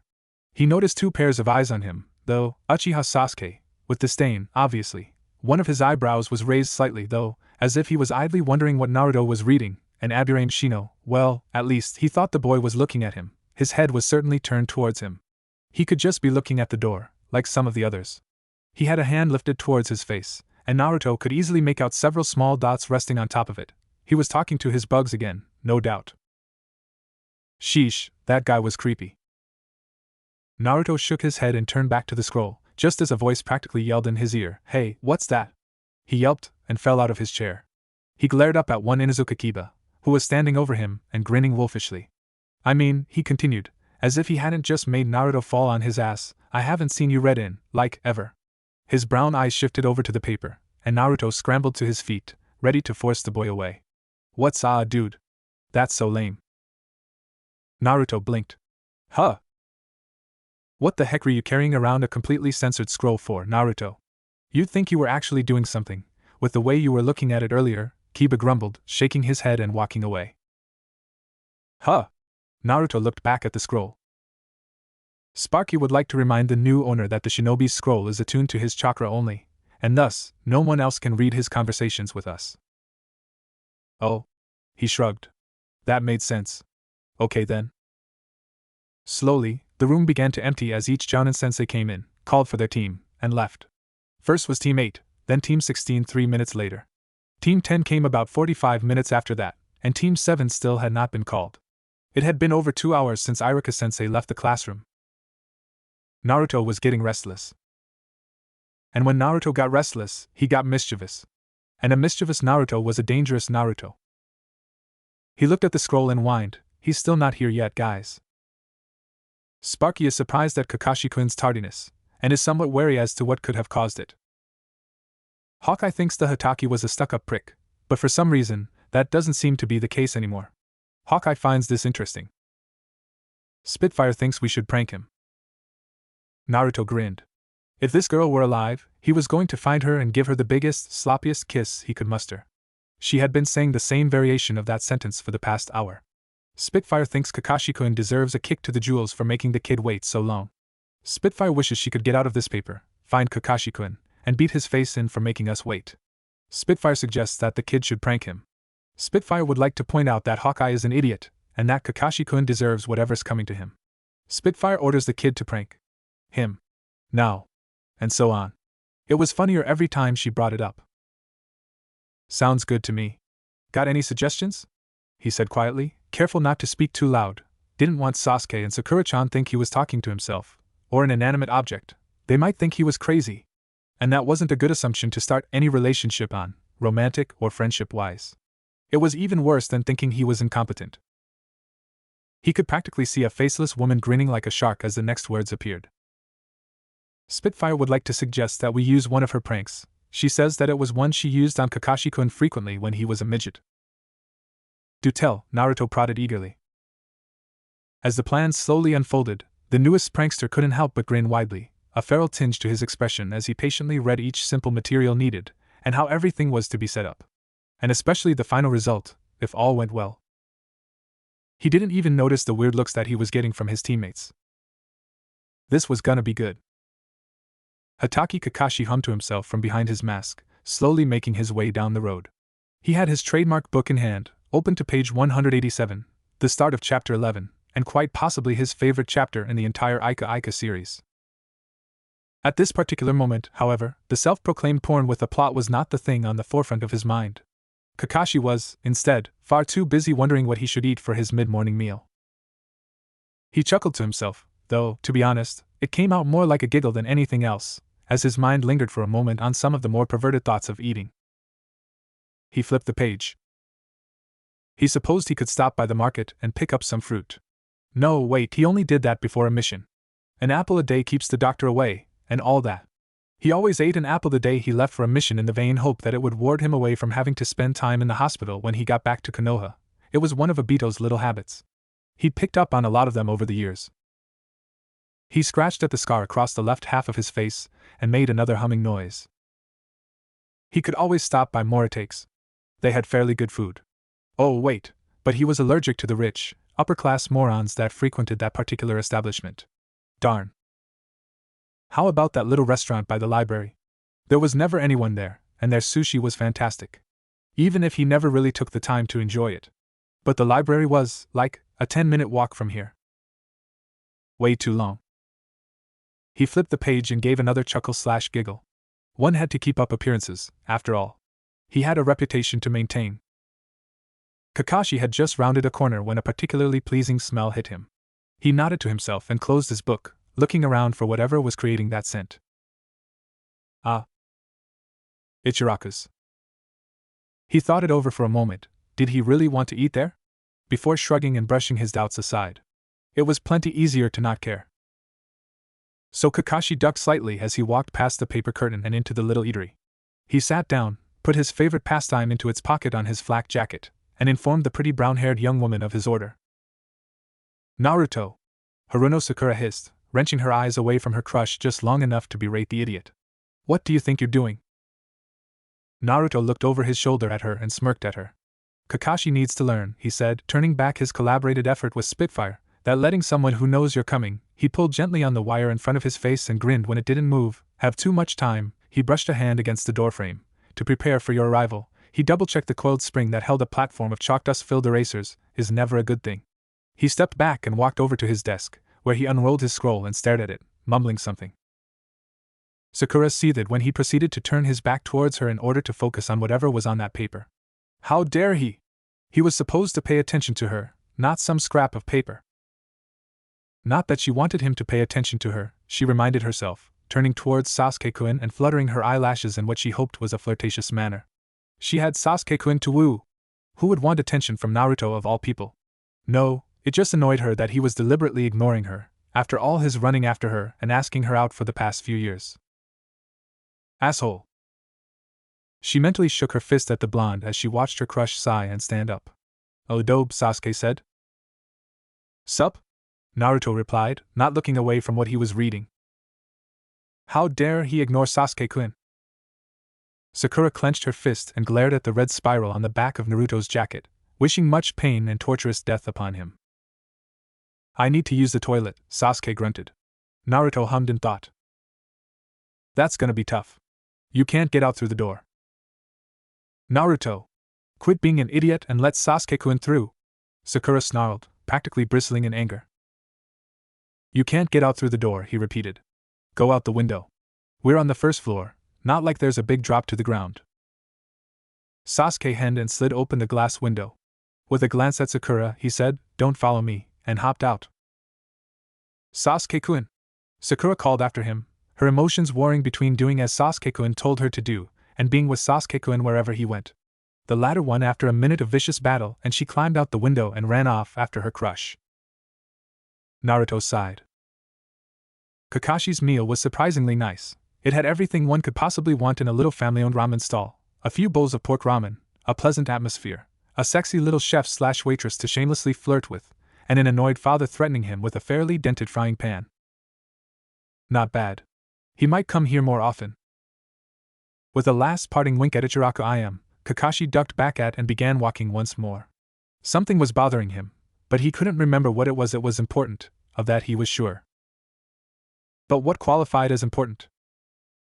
There wasn't a new Ika coming out, cute chuckle/giggle at the word coming, for another 2 months, 13 days, and a handful of hours and minutes. The next Ika movie wasn't supposed to hit shelves for another 2.5 years. He hadn't made any promises of food to his summons lately, so that wasn't it. Although, he should probably feed them soon anyway. He hadn't heard of any A-rank assassination missions that needed doing. There wasn't a new librarian that he needed to go flirt with, or secretary in the Hokage's tower, or shopkeeper in the market. There hadn't been any news of Jiraiya, god that he was, coming back to Konoha. He hadn't heard from Rin in years, either through correspondence with her or from an official certificate of death. He honestly had no idea what happened to her. So it wasn't anything to do with her. His feet carried him past the Shinobi Academy and he stopped. He backed up a few steps and looked over at the building. Ah, yes. That was it. Today was the day he was supposed to get his newest team. And tomorrow was the day he was supposed to fail his newest team. Kakashi smiled. He so loved routine. Humming to himself once more, he changed his direction and walked through the double doors of the academy. What impressionable adolescent youths would he get to corrupt today? Naruto heard the window slide back open and said, "Did you get there without shitting yourself first?" There was silence for a minute, before a grunt was given in response. Although that may have just been the chair groaning as it was sat upon. "Sakura-chan didn't follow you into the bathroom, did she?" he joked. Silence again. "She tried," Sasuke responded distastefully. Naruto chuckled, rolled up the scroll, and turned around to face his teammate. "Sasuke-kun." Sasuke visibly cringed, something that Naruto seemed to find particularly funny, only to have him on the receiving end of the patented Uchiha glare, as Sakura hopped back into the nearly empty classroom. She immediately sat down in the seat next to her crush and placed her hands shyly in her lap. Naruto huffed. Bastard. He wasn't so bad when his club was absent, but whenever they showed up, especially Sakura-chan, he was all icy glares and biting retorts. Before today, Naruto would have said that Sasuke was the person that he most wanted to beat the shit out of. Now, the Uchiha had been bumped down to number 2, something he knew would piss Sasuke off to no end if he ever told him, to make room for Hokage. No one had the right to say that Iruka-sensei was too soft to be a ninja. No one.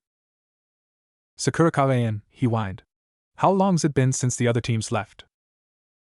"Don't call me that." She shook her fist at him. "And you know how to read a clock, figure it out yourself." She turned back to Sasuke. "Don't let him distract you from our time together, Sasuke-kun," she said quietly. Naruto looked up at the clock. Damn it. He knew how to read a digital clock, the numbers were right there, after all, like the one he had by his bed, but regular clocks were beyond him. There were no numbers on any of them. Sure, he knew a little. He knew where the long stick and the short stick needed to point for school to begin, and where they needed to be for school to end. But no one had ever taught him what they meant. And don't even get him started on the really small, thin stick. That one moved faster than both of the others, and he had no idea why. It sure seemed useless though. He pouted. And he would have continued pouting, had something not happened at that exact moment. And was it something? Naruto saw movement out of the corner of his eye and heard a slight clatter. The door opened. A tall man with silver hair and a hetaite over his eye stepped into the room. And Naruto couldn't keep the grin off of his face. Chaos. Kakashi wasn't completely sure what happened within the last 5 seconds. One moment, he had been sliding open the door to room 7C and stepping inside. The next thing he knew, he was in the air, strung up by standard issue ninja wire attached to both wrists and his left ankle. His chest and face were completely covered with chalk dust, and 3 very guilty erasers lay motionless on the floor. He sneezed. Something about this was familiar, too, and why couldn't he put his finger on it? Perhaps because his hands were forcibly held up in the air, and he really couldn't put his finger on anything at the moment. Perhaps because the chalk dust was affecting his thinking. Perhaps because it was rather hard to try and replay in slow motion what just occurred when there's an orange-clad blonde standing in front of you, grinning like a loon. He sneezed again. The blonde stepped forward, the smile not wavering in the slightest. Why did it look so damned familiar? And reached a hand out. Kakashi froze in horror as the tan fingers deftly flicked open the left front pocket on his, now chalky white, flak jacket and dip in, curl around the object within, and withdraw it from the confines of cloth. His Aika. In the hands of not his own. He gasped, and his visible eye widened. No, the Jounin breathed. That was why it was so familiar. That was what it was. That blasted grin, with him strung up like a piñata, with his favorite book in the hands of his tormentor. Now all that was left was. He stared at the boy, frozen, as he awaited the final blow to his ego that he knew was coming. Good morning, Kakashi-kun, the boy said politely, grinning like a fox as he lifted his free hand and quickly flicked the older man on the nose. The Hitaki hung his head in defeat. His worst nightmare had come true. He was not looking forward to this. He was not looking forward to this at all. Blue and black. Satisfaction and anguish. Winner and loser. Uzumaki Naruto and Hatake Kakashi. Do you think you could let me down? The latter of the two asked calmly, attempting to sound as if this were just a normal occurrence, that it happened every day, and yes, he was quite comfortable being suspended in the air by 3 of his 4 limbs, thank you very much. His free foot tapped lightly against the floor. The former adopted a thinking expression, and Kakashi couldn't help but shake his head in wonder at the likeness of his father. Depends, Naruto said after a long moment. Do you still have dignity left? Oh, it's around here somewhere, I'm sure, Kakashi responded lightly, as if he was simply discussing the weather with a friend. The blonde nodded. Yeah, I lose mine sometimes, too. It gets annoying after so many times, doesn't it? Of course. By the way, did you want this back? He asked, holding the orange book up. Yes, please. I was in the middle of reading it. Naruto gave a thoughtful hum. A thoughtful hum that promised much painful suffering on Kakashi's part. Well, seeing as you're all strung up at the moment, I think I'll hold on to it for now. Is that all right? Kakashi died a little inside, and wanted nothing more than to start crying inconsolably and curse the gods for their unfairness. Instead, what came out of his mouth was a very calm, I suppose so. Thanks, Naruto said, opening his own jacket pocket and dropping the book inside. You're not too bad, Kakashi-kun. Thank you? That means a lot to me. Their mild banter would have gone like this for another half hour if outside forces hadn't interfered.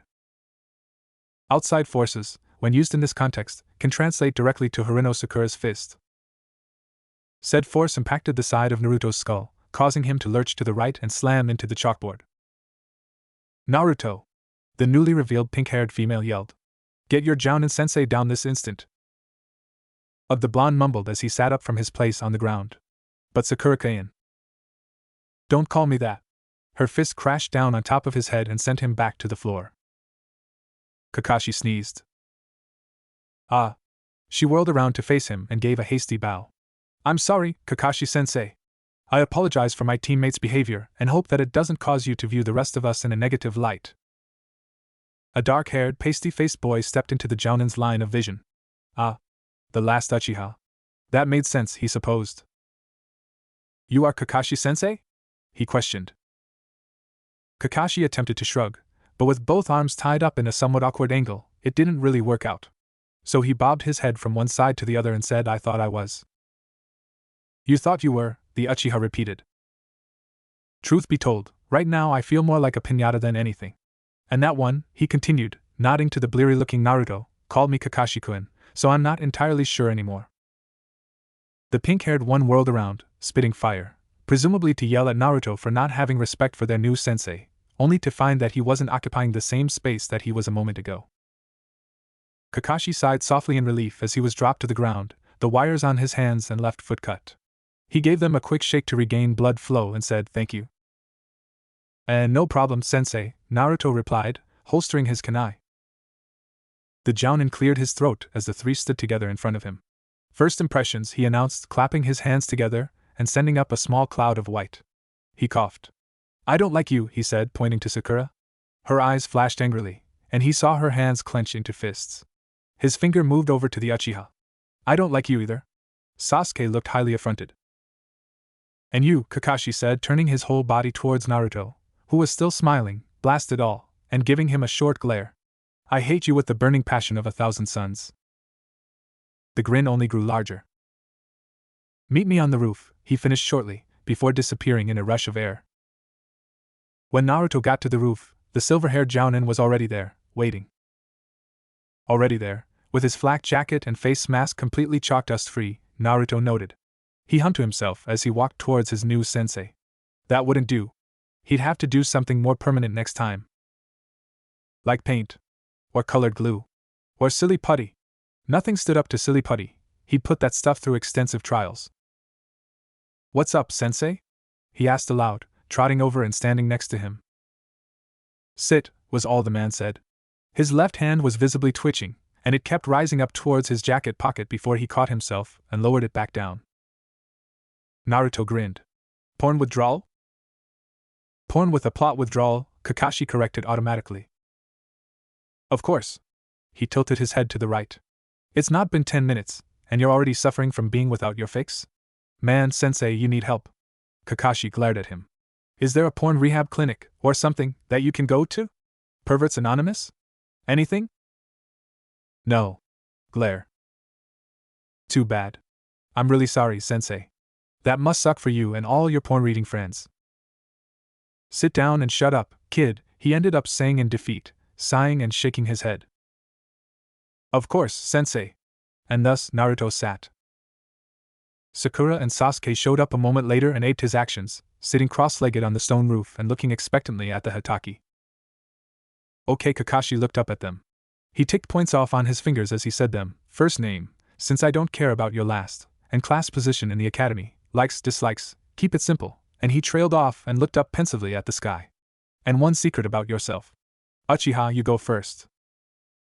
Sasuke seemed to mull it over for a minute before opening up his mouth. With his hands half covering his mouth like that in his brooding pose, it would be a wonder if they could hear him at all, and saying, Sasuke, top of the class, rookie of the year. I like very little, but the thing that stands out is his eyes glanced over at Sakura when my fangirls are nowhere near me. Sakura looked crestfallen. My list of dislikes is much larger than my likes, so I'll settle for telling you that don't like my little fan club, I don't like coffee, and I especially don't like dango. His eyes dropped to the ground and he frowned in what was either contemplation or constipation. And my secret is my secret, he trailed off. No secrets, Sasuke-kun? Kakashi asked cheerfully. So you're an honest man through and through, eh? Come on. He poked at the boy's knee. Tell Uncle Kakashi a dirty little secret. Dark eyes met blue. I envy Naruto. That brought reality screeching to a stop. Two people raised surprised eyebrows. One gaped like a fish out of water. Three guesses as to who did what. You envy me? The blonde repeated incredulously. You, Kakashi said slowly, pointing at Sasuke, envy him, he finished and pointed to Naruto. Sakura didn't seem able to form words at how much of a betrayal this was to her entire view of Sasuke-kun. Why? Kakashi wanted to know. Sasuke turned his face away from the rest of his team, staring off into the distance instead. You said I had to tell a secret. There was no mention of me having to explain myself. Kakashi nodded. He had a point. True. Very good. He cleared his throat and pointed at Sakura. You next. Sakura stiffened for a moment before blinking rapidly and looking around. She let out a long breath and began, shakily, my name is Haru, Sakura-sensei. I was first place in academics, but lower on the practical application, so I was around the middle. She was speaking normally now. She looked over at Sasuke and blushed. She cleared her throat. I dislike Inopig, Naruto, and very spicy foods. My secret is her eyes trailed over to Sasuke again. The fact that you have a crush on our little Uchiha is in no way a secret, Kakashi said dismissively. She opened her mouth. Neither is the fact that you want his babies. She closed her mouth. Actual secrets, please. Sasuke looked horrified. And very, very uncomfortable. Inopig is my best friend, she said finally. That's better, isn't it? Kakashi replied. I certainly didn't know that, at any rate. From what I've heard, most think you two want to tear each other's throats out with forks. Moving on. He swung his arm up and in one smooth motion, brought it down dramatically to point directly at Naruto. The hated one. You're up. Naruto grinned. My name's Naruto, he practically shouted, causing Kakashi to visibly balk at the volume. I was the dead last in the academy, just below Shikamaru, the lazy bastard that he is. The Hokage was waving his hands in a downward, placating gesture. It meant you're too goddamn loud, brat, so stop trying to burst my eardrums. Naruto, if anything, only got louder. I like gardening, ramen, Iruka-sensei, Hokage GG pranks, and 4 particular people who shall remain nameless. I dislike getting punished for my pranks, waiting the 3 minutes for cup ramen to be ready to eat, and anyone who calls Iruka-sensei too soft to be a ninja. The blonde frowned as if he tasted something particularly unpleasant, and glared at the scroll in his hand, spitting out bastard. My secret is there's actually a lot of them, but I'll go with how I just recently beat the shit out of me. Try again, Kakashi said immediately, cutting him off.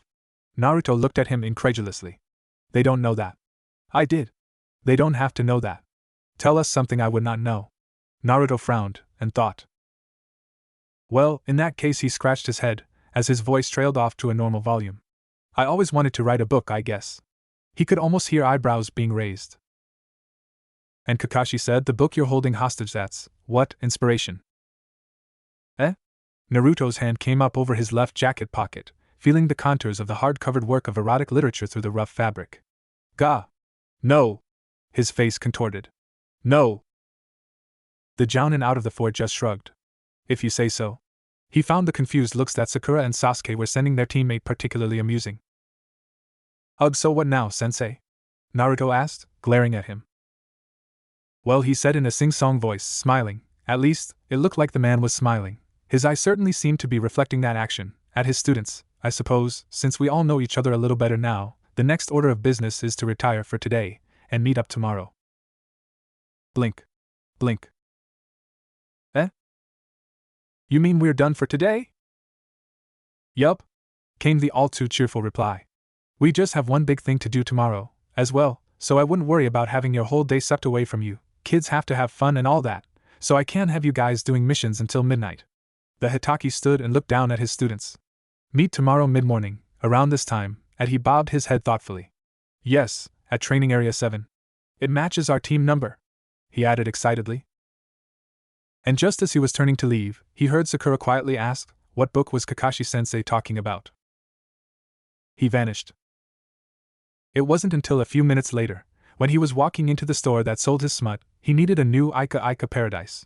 There was no telling how long Naruto was going to keep his for, that Kakashi realized that he hadn't told his newest team not to eat breakfast. Oops. He shrugged. Oh well. He could always improvise. The whole eating thing was just one last lifeline that he threw to them. If they didn't have that extra safety measure, well, that would just make things that much more impressive if they passed, wouldn't it? Shino frowned. Well, to be more accurate, Shino gave the Shino equivalent of a normal person frowning. It was more like a slight crease between his eyebrows than anything else. Barely noticeable. But it was there all the same. No one saw it. No one ever saw it. He was unsure if that was a positive or negative fact. At this moment, however, he had no patience to objectively analyze the outcome should he choose between the two. He simply could not focus his mind on anything except one Uzumaki Naruto. The boy seemed so simple at first glance, so transparent. He sought attention, so he was loud. He played pranks on others. He deliberately screwed up so someone would notice him. He wanted to prove himself, so he gave himself a dream to strive for, a near unattainable dream. He had a crush on Sakura because she stuck out, she was different, she was unique, something else to strive for, something else nigh impossible to reach. He set his goals high so he would force himself to do the very best that he could. But once he was looked at closer, once someone took the time to stop and really look at him, like Shino had, they saw that the previously simple-looking mechanization that was Naruto was actually multiple layers of complexities. The pieces of him simply connected together in such a way that made it all seem so simple. He wasn't transparent. He was built out of mirrors, thousands of mirrors so perfectly placed that it only seemed like he was see-through. Naruto could flip you and warp you and show you exactly who you were, if he so chose. He had that kind of ability, that talent. And it was a humbling thought. It was humbling to think that the blonde could have grown up, through all his hardships, and turn out as well as he had. That he bore no ill will on those who had harmed him was amazing in and of itself.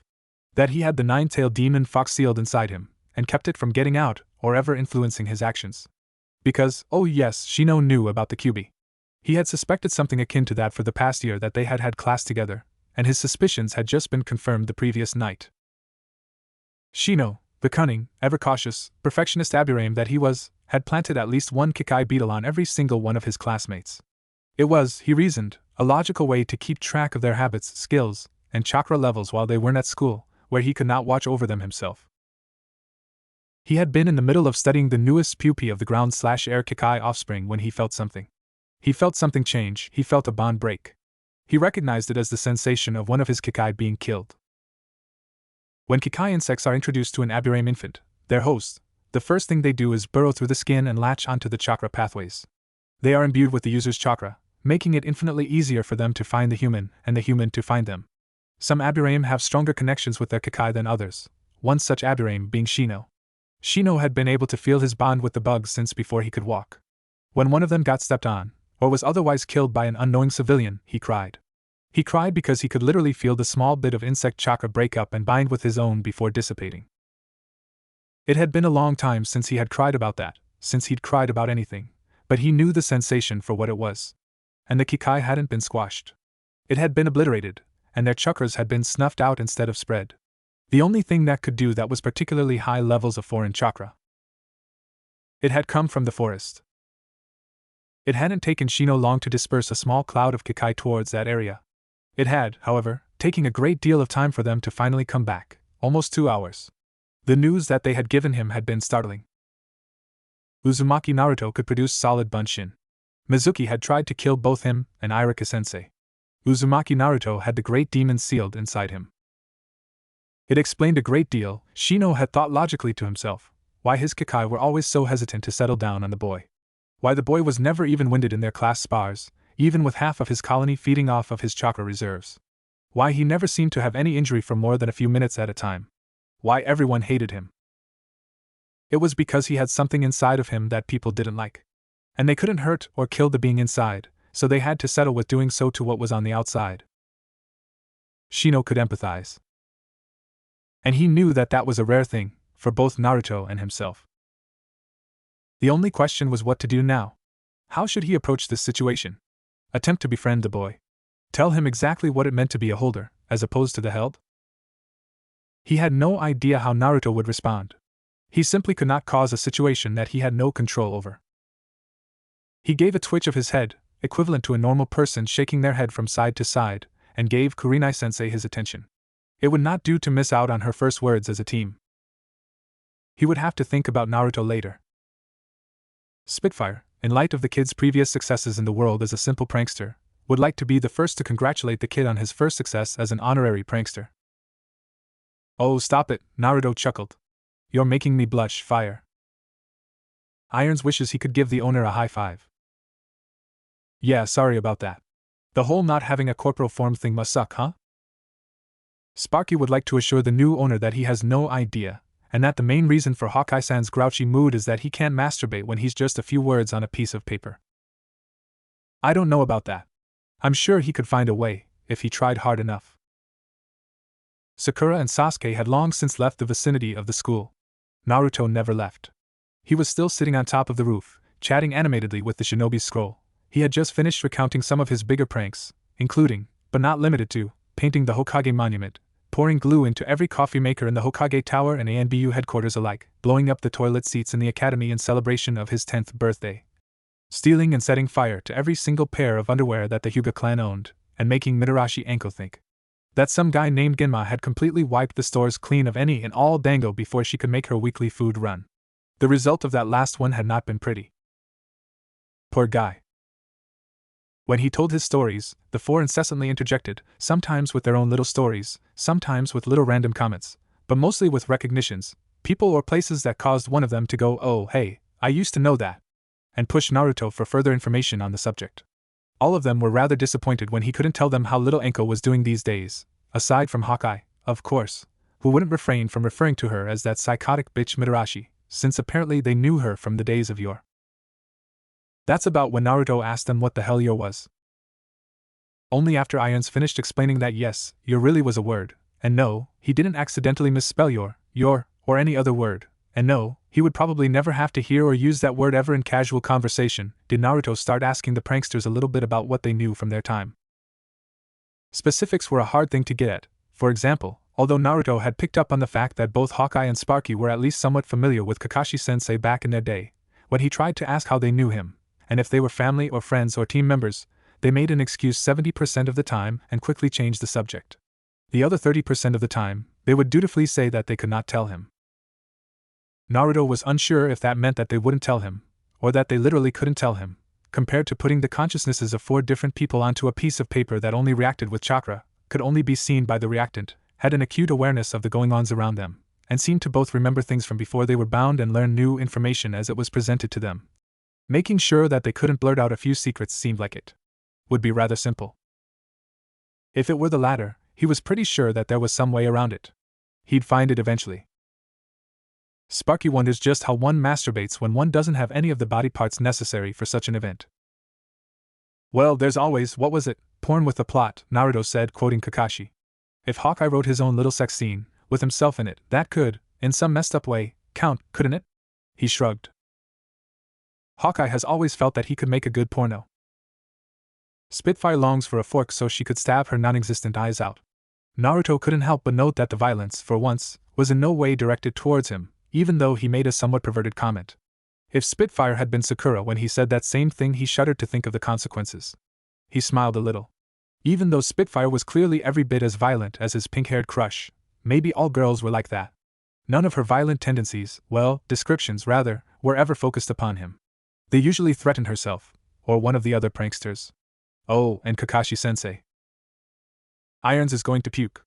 Immediately after that sentence appeared a large, black/blue splotch of ink. Naruto made a face before chuckling a little.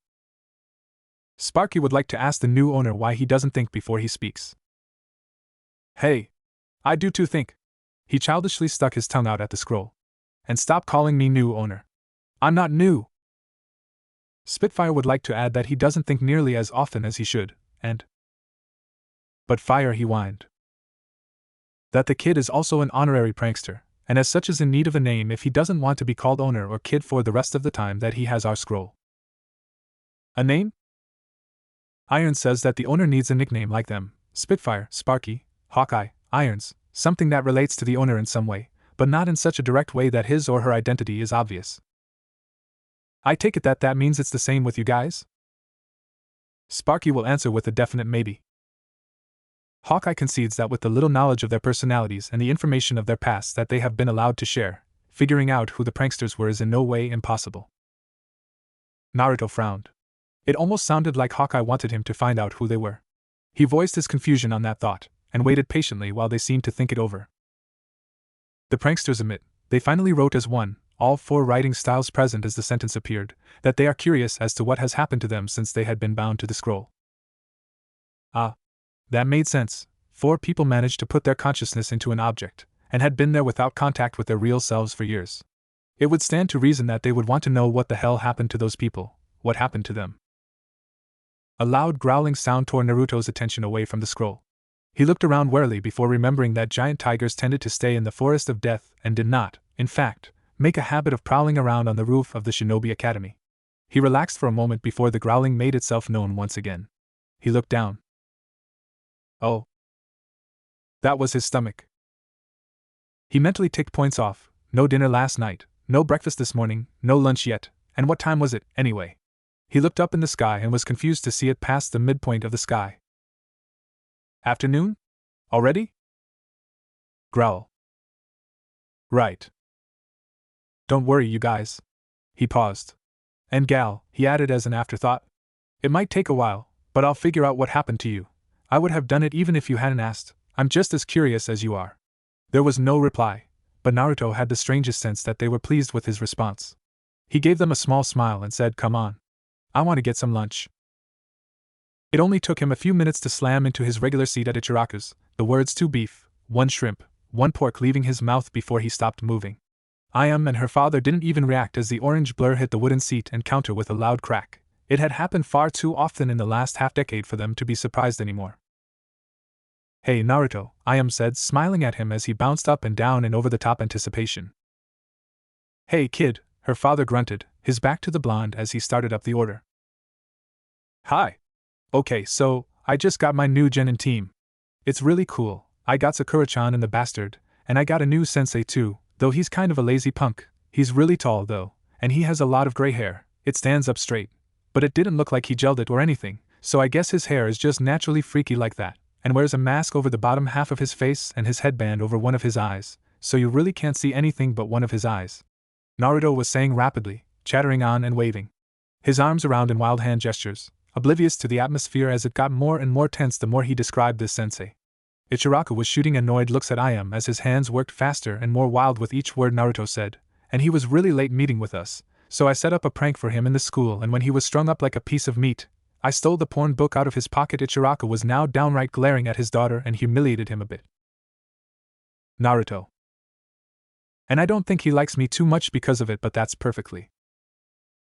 Naruto, Ayam repeated. "Okay, because he doesn't have to like me to teach me, right?" "Yes." Naruto, Ayam said quickly after her agreement in order to keep Naruto from continuing from where he stopped. didn't you say to me yesterday morning that if you graduated, you were supposed to meet at the academy at 7:30, and get your teams picked out then? Yeah, Naruto said at a more sedate pace, but our Jounin-sensei pointedly ignored her father's disapproving glare was really late, like, over 2 hours late.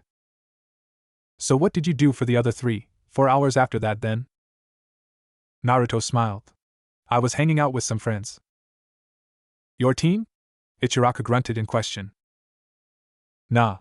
The bastard's a bastard and wouldn't hang out with me cause he's a bastard, and Sakura-chan wouldn't hang out with me if I was the last living thing on the planet. So? Prodded. Literally. She poked him in the shoulder with her finger as she set Naruto's first bowl on the counter in front of him. Itadakimasu, he said quickly, breaking his chopsticks apart and taking a bite. He gave a noodly grin as she poked him again, harder. Swallowing, he said, so what? Naruto, she whined with another poke. Don't be so mean. You know I want to meet your new friends. Who are they? Poke. And would I know them? Poke. And if you keep eating instead of answering me, I'm going to hurt you. Naruto stopped eating. After a moment, he said, Hey, old man, are you condoning this? Physical violence against me, just because. Physical violence against you is always condoned by me, Ichiraka replied, cutting the blonde off. It's funny. Naruto pouted and crossed his arms childishly over his chest. You guys are evil. Poke. Alright, already. He grumbled to himself for another minute before lifting his hand and setting a scroll on top of the counter. It rolled open with a flick of his wrist, sending a blank, off-white canvas over the wood. He took a generous bite of his lunch and poked at the paper. Hey guys, you there? He could feel staring at the top of his head. He was worrying her. He didn't like to worry her. Irons is here. Hawkeye would like to remind the reader that he's a moron. They are always here, because they are bound to the scroll. Sparky admonishes Hawkeye-san, telling him to be more polite. Spitfire would like everyone to shut the fuck up. Yeah, hi, he said, grinning. I was just wondering, is there a way that I can let other people see you guys? Hawkeye would like to know why exactly the reader would want other people to be able to see what we say. Sparky admonishes Hawkeye-san once more, telling him that the owner is friends with the ones that he is talking to, and wishes to introduce us, friends to friends. Hawkeye thinks that is a horrid idea, and is appalled at being referred to as one of the reader's so-called friends. Irons thinks that it is rather lucky that what Hawkeye team thinks doesn't matter in the least. Naruto? Said carefully. Just wait a minute, Chan, he answered quickly, holding up a hand. Sparky, since you're the leading knowledge on all of this, do you have any ideas? He asked the paper. Shared a look with her dad. The prankster didn't answer immediately, seeming to mull it over for a minute, before his flowing script appeared. Sparky admits that the process in letting someone else read the scroll is rather simple, just rarely done, as the owner is usually paranoid enough not to show us to someone on a whim. It's not a whim, Naruto growled. Chan's my friend, and I want you to meet her and her to meet you. Sparky realizes this. He was not saying that, just that we are not shown very often. All that the owner's friend has to do is push a little bit of her own chakra into the paper at the same time as the owner. The owner's friend's chakra mixes with the owner's, and lets us be able to recognize it and reveal ourselves. And if chakra is an absolute impossibility for the owner's friend, an amount of blood would be required instead. Naruto frowned. Nay, Chan?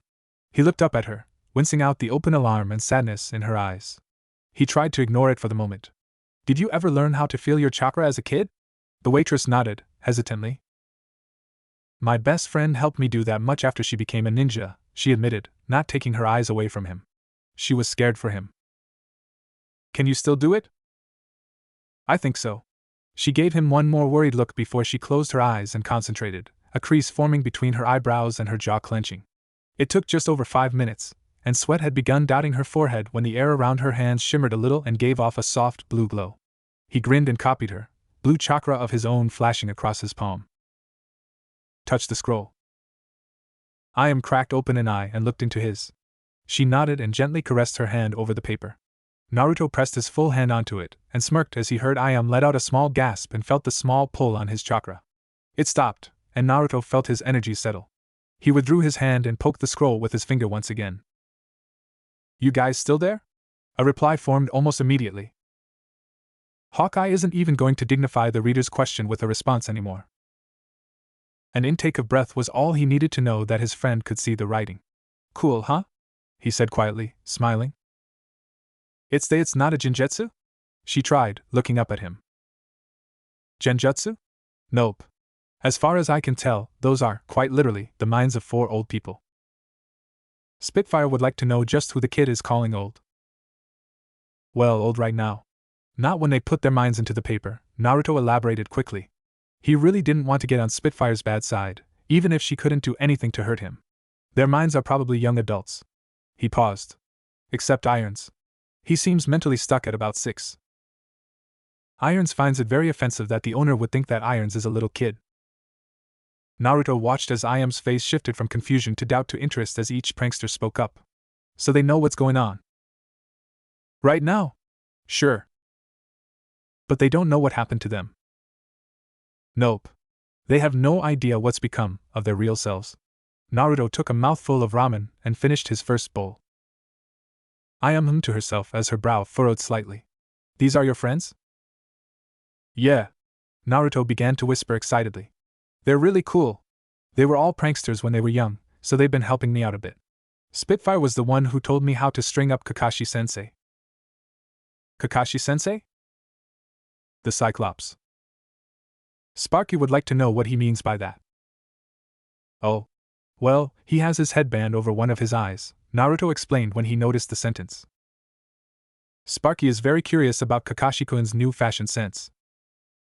I'll tell you all about his fashion sense later, Sparky, Naruto said impatiently. I gotta introduce you guys to Ayam-chan first. He took a bite of his next helping of ramen. Ayam-chan, I want you to meet my friends, the pranksters of Konoha, Sparky, Spitfire, Hawkeye, and Irons. Guys, this is Ayam-chan, he introduced with flourish, pointing to each party as he spoke. Spitfire would like to say that it is very nice to meet the kid's friend Ayam, and says that she should try to ignore whatever Hawkeye says. Hawkeye has nothing to say. Irons thinks that is a relief to everyone here. Ayam laughed under her breath. Are they always like this? What, ganging up on Hawkeye? Yeah. He's a bastard though, so I don't care. He made fun of Iruka-sensei. The ramen chef winced. She and her father both knew how close Naruto and Iruka-san were. To insult one of them in the other's presence promised trouble. Well then, he deserves whatever they do to him, then, doesn't he? Yes. Yes, he does. 2 more bowls plopped onto the counter, letting Naruto start in on his third. Friends inside a scrap of paper, huh? Ichiraka muttered, staring at it. He grunted. Too bad I never learned how to use my chakra for anything. Can't even see the guys you were hanging out with for 4 hours. He gave his daughter a quick pat on the shoulder before walking into the back of the restaurant. Do you need a hug, old man? Naruto called after him. No, came the shouted reply. Denial! Naruto yelled back, shooting a grin at Ayam. She smiled back. They dropped their eyes to the paper as a new sentence appeared. Sparky would like to greet the newest reader of our scroll, and would also like to remark on how very fun her interactions are with our owner. Thank you very much, Sparky-san, Ayam said politely. Naruto's like a little brother to me. I get to pick on him, tease him, spread mischief with him, and everything else a sibling does without having to actually live with him. She shot a smirk at the blonde. Which is a relief to everyone, really. Ah, Naruto grinned, you're so sweet, Ayam-chan. She leaned over the counter and whacked him over the head. Shut up, kid. Jerk. Brat. Idiot. Asshole. They grinned at each other. So Ayam said after a few minutes of letting Naruto finish of his ramen in peace, what are you doing, now that you're a ninja? Hawkeye would like to crush the excitement before it flourishes, and just outright tell the reader that the first few months will be nothing except D-rank missions. D-ranks? Are they bad? Irons would like to point out that the suicide rate for missions is actually highest during D-ranks.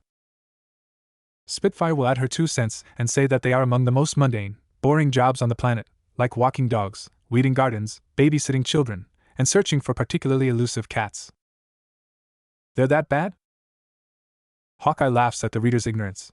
They're worse. Damn. He looked at Ayam. Well, I guess that's your answer.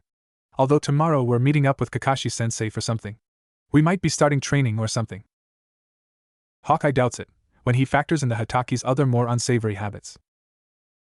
Ignore him, Naruto told the ramen girl. He's not important enough to pay attention to. I can understand that, she said, nodding seriously. He looked at her for a moment before grinning suddenly and saying, Me and my training's not important though. What's been up with you? He winked. Got a boyfriend yet? Something crashed loudly in the back room where her father was. Swearwords quickly followed. I hardly think that is your business, Naruto, Ayam said with a thin smile. Ah, come on, Naruto whined. I'd tell you if I had a girlfriend. Do you? I'm 12. Plenty old enough, Ayam retorted. Why won't you answer my question? Why won't you stop whining about me not answering your question? Because you're evil, wicked, and an all-around bitch. He suddenly found himself staring up at the afternoon sky, without the faintest idea how he got there. He was sitting, yelling at Ayam, and then he was here. Could he teleport? Sweet. But why would he teleport onto his back in the middle of a dusty street instead of a secluded island where ramen flowed like waterfalls across the land? Maybe not teleportation then. Why did his head hurt? He frowned as he looked at the sky. It was nice, he decided. Not pretty like the night sky, but nice all the same. Ow. Damn head. Why'd it have to go hurting like that for no reason? Don't call me a bitch, Ayam said, suddenly standing over him. She was holding a dented frying pan. Ah. That might explain a few things. But you call me a bitch, he whined. I have seniority, she said with a smirk. She held out a hand. He took it, and she pulled him to his feet. And no, I don't have a boyfriend. You could have just said that in the first place, you know, he said as they walked back into the shop. No, I couldn't have. If you say so. Crazy bitch. And he was staring at the sky again. Yamanaka Ino decided, as she arrived in a panting heap at the feet of her Jounin sensei, that she hated life. Specifically, she hated her life. The gods must hate her life, too. They had, after all, put her into this torturous path of existence, becoming a shinobi and getting teamed up with a lazy ass and a fat ass for teammates, and a lazy ass cancer statistic for a sensei. A cancer statistic who apparently decided that the best way to figure out if he should bother with the extra work of taking them on as his genin, or to just send them all back to the academy was to have them run around Konoha 7 times in a row. Gods above, she hated her life. So there she was, leaning over in front of Sarutobi Asuma, her hands on her knees and her lungs working like a bellows. She raised her head enough to catch a glimpse of his face. He had a single eyebrow raised against his tan skin. She let her head drop, and stared at the grass beneath her. Not bad, she heard him murmur around his ever-present cigarette. Not bad at all, girlie. It's Ino Ubas, you bastard, she panted, jerking her head up for a moment to shoot the Jounin a glare. Of course it is, girlie. Ino growled. Where are the other two? How the hell should I know? They're your teammates, aren't they? They're your students, idiot.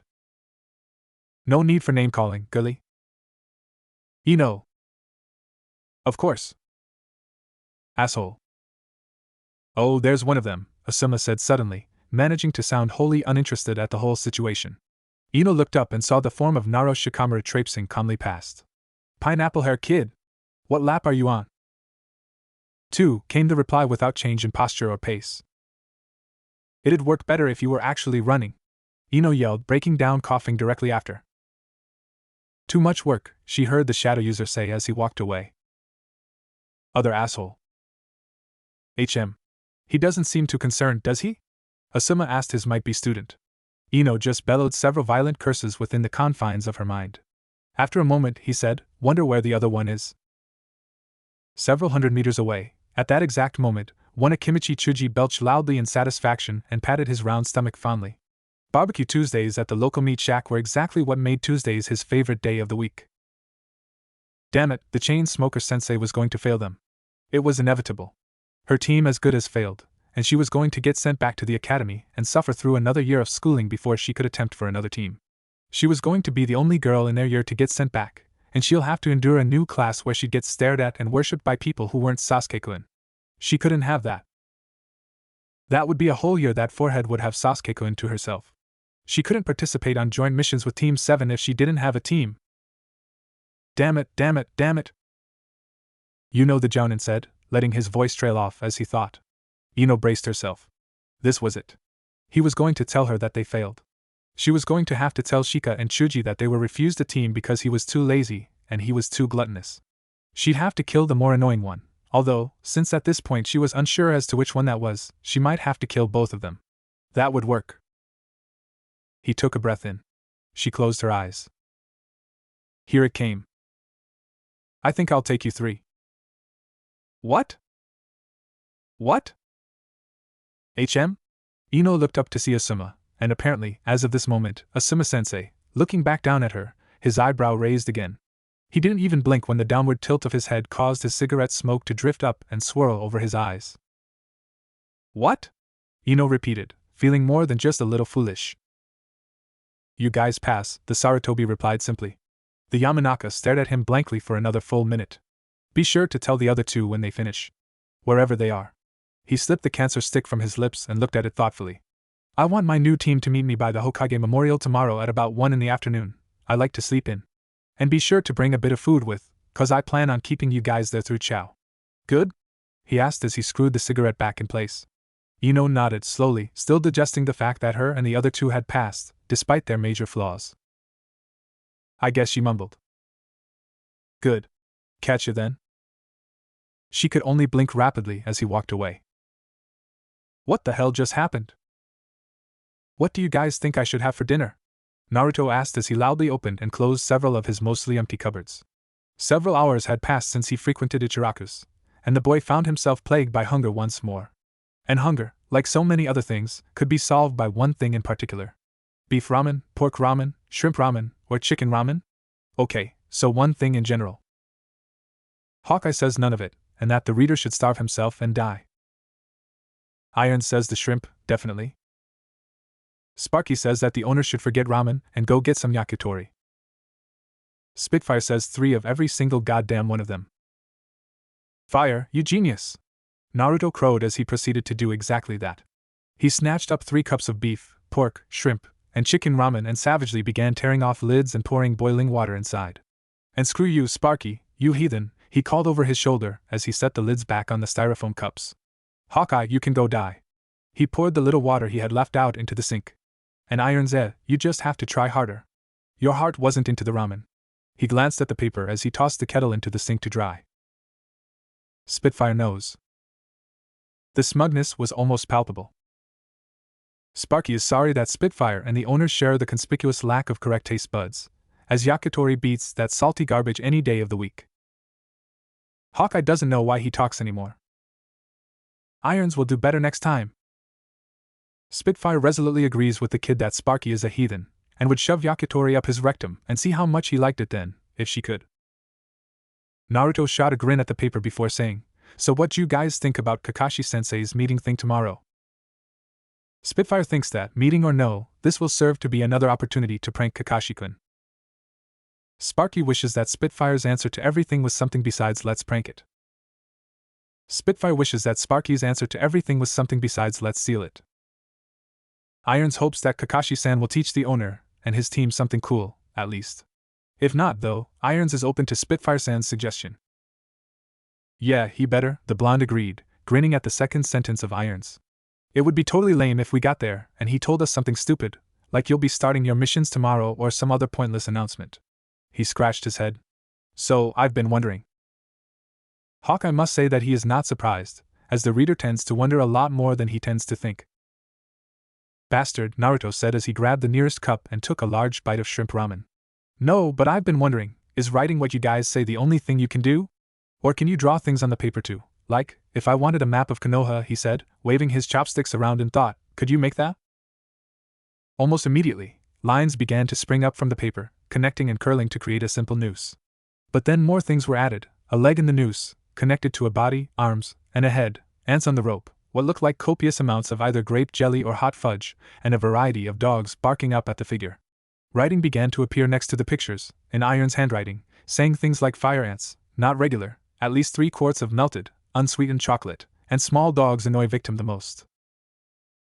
Irons assumes that this answers the owner's question. Quite, Naruto affirmed. He looked critically at the drawing as he drained the last of the noodles from his cup. What is this little trap made to achieve? He asked. He grabbed another cup and wolfed it down. Iron says that it really wasn't made for anything specific, just to be mildly annoying. Well, that's boring, Naruto huffed. You got anything better, Irons? I want to have some ideas for Kakashi-sensei tomorrow. Irons would like little better than sharing every single one of his pranks with the owner, but he believes that the owner should think up a prank of this magnitude on his own. Naruto scratched the back of his head in an embarrassed gesture. True, he said, grinning sheepishly. Sorry about that, guys. If I want to be a prankster, I gotta think of my own material, eh? Sparky is glad that the owner gets it. Spitfire would love to be the one to help plan out every single prank from here on out, but she recognizes Iron's point that the kid's larger pranks must be of his own design in order for him to be a prankster instead of just a trickster stealing our ideas. Irons would like to remind the owner that we will be here to bounce ideas off of and help tweak the owner's ideas to perfection for whatever prank he is trying for. Hawkeye will only participate in pranking the most worthy targets. Anyone who has not personally wronged the reader in a particularly large way will not even be considered by him. Naruto blinked. Twice. He stared at the scroll with something akin to shock as his hand snuck towards another container of ramen. Dude. Did Hawkeye just stand up for me? He raised an eyebrow. Dude, guys, Hawkeye has a man crush on me. EW. So much EW, he said, giving a pantomime gag. He took the opportunity to stuff more noodles into his open mouth. Beef. Sparky would like to say that they all have to stand up for the owner in some way, mostly through pranking those who wrong the owner. Hawkeye-san simply raises the bar on who deserves it. Sparky, quit ruining my fun. Sparky apologizes for whatever he did now. Apology accepted. For now. Pork, Naruto mumbled through his newest mouthful. Okay, let's see here, I'll only prank him if he's late again. The man needs to learn the lesson of being on time for events that he himself plans. Irons would like to know how much time must pass until he qualifies as late.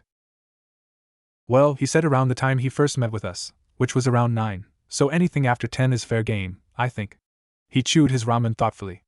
I have a few starting ideas, but they can't get off the ground without knowing what kind of place Training Ground 7, was it? Is. He glanced at the scroll, where a few of them affirmed the training area number. I'll need to go there after dinner and scope the place out. Sparky speaks for all the pranksters when he wonders exactly what the owner has planned out. Come now, Sparky, Naruto said with a mischievous grin. What fun would I get to have if I just told you? There you go, laughing Phoenix. Happy?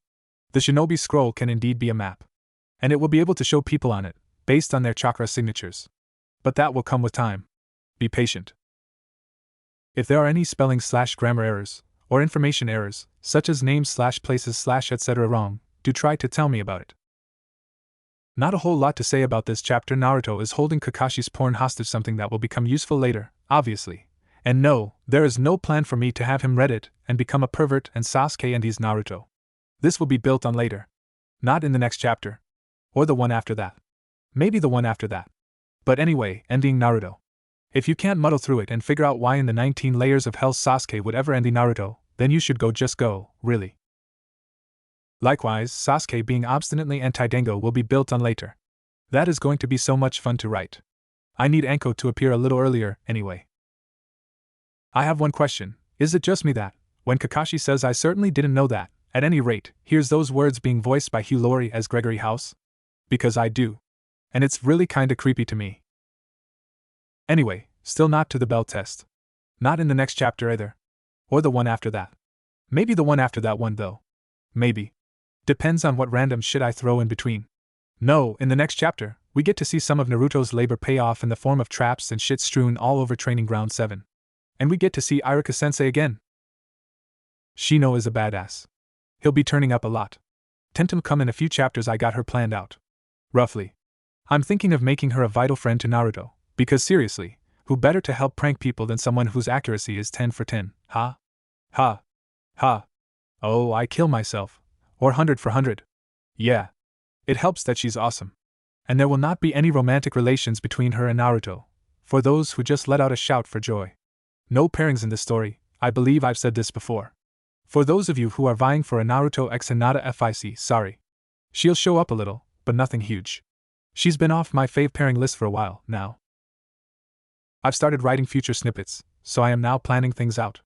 We'll have to see if that leads to this story's demise, though it usually does. Because I get so hung up on those future scenes that I try to connect them, with more planning and thinking, and I can't just write when I do that. So I'll try and watch myself. There's nothing concrete yet, so that's a good sign. It's mostly just 1 or 2 memo book pages of scraps of conversation, stuff like that. But I digress. Toodles. He opened a heavy eyelid and looked blearily around the room. It was dark. That meant. He winced as a sharp pain shot through his head. That meant that it was night, or there were no windows. Or there were windows, and they were covered. He gave himself a mental pat on the back and sluggishly lifted his arms, moving them beneath him and pushing himself up into an almost sitting position. He was on something squishy. A mattress? It could be a mattress. He looked left, and he looked right. Well, there was one spot to his left that could be a wall, assuming he was in a vertical position at this time, with a window, as it seemed a little bit lighter than the other surrounding darkness. So a bedroom? That could make sense, with the mattress. He swung his legs to his left, and was pleased to find that they didn't slam into anything that could have caused him pain. He didn't really like pain. Pain usually hurt. His head hurt. Damn. He groped at nothing as he struggled to his feet, stumbling forward and nearly crashing into the could-be a wall with a window. Why the fuck did his head hurt so much? His blind fingers touched the surface in front of him as he used it to balance, forcing his legs to stop shaking. It sure felt like it could be a wall. He traced his hands across the surface and they stopped on some sort of fabric. His throat tightened involuntarily. He couldn't say he liked it either. It hurt. Like his head. He curled his hands around the fabric and yanked and yelled out, stumbling back, as sunlight burst into the room. Fuck. He tripped over something and he landed on the floor in a sprawling heap. His head rapped hard against the floor, and it throbbed even worse. It felt like damn it, he didn't even know what it felt like. It hurt, goddammit. He slowly clambered back up to his feet, keeping his stinging eyes firmly shut and walking away from the source of light. He tried to remember what the hell he did last night, or the day before that. Or the day before that. He couldn't really recall. He was pretty sure of his name, though, Rookie Sushi, or something like that. His throat constricted again, and he felt his way where he thought a toilet was. He didn't like the feeling that was rising in his chest. It felt like. Oh. He felt tiling against his hands and feet, and swore loudly when the toes of his right foot smashed into a large piece of porcelain. He pried open an eye and took a quick glimpse down. Ah, the toilet. His esophagus burned. His head throbbed. The back of his eyes stung. He really should stop drinking so much. Ruji Swayman fell to his knees, leaned forward, and promptly threw up into his toilet. At the same time, in the apartment across the hall, a man bearing a somewhat similar countenance to Team 16's Jounin-sensei was busy filling his mouth with rice. He rolled his eyes as the sounds accompanying the act of vomiting, loud grunts, groans, heaves, and the almost constant splashing of water, followed by numerous toilet flushes, reached his ears. Idiot, the man's brother muttered in between bites. That's what you fucking get for going drinking with Mitarashi Anko, of all people. He scowled as he took another mouthful of rice. He really hated being so stingy with his money, sometimes. Rice got positively revolting after 2 weeks of nothing but. He glanced over at the clock sitting on the counter in front of him. 8:59. With one of his chopsticks held between his teeth, he closed his eyes and growled out a curse, then another, and another, over and over again until it became a mantra of swearwords. At precisely 9 a.m., the third floor of the Rising Sun apartment complex erupted in a cacophony of high-pitched moans, masculine grunts, and the repeated slapping of flesh against flesh. The Ruji bit clean through the wooden stick as he knocked his chair over and stepped to his door. Already, he could hear his neighbors running out of their rooms and yelling towards room 322. He opened his own door to join them. Sucking in a large breath, he erupted, growing louder with each word. Damn it, you one-eyed, porn-reading fucktard. Change your goddamn alarm. Within the confines of the previously mentioned room 322, and relatively safe from his hecklers, Hatake Kakashi lazily opened both eyes. He quickly, but just as lazily, shut Obito's. He giggled, or chuckled, it was so hard to tell when they sounded almost exactly the same, as the recording of Ika Ika Paradise, the movie, continued playing as his morning alarm. It was at one of the best parts, too, he decided as he listened to the sound of the two women in a threesome being brought to simultaneous ecstasy. Chuckle/giggle. Definitely one of the best.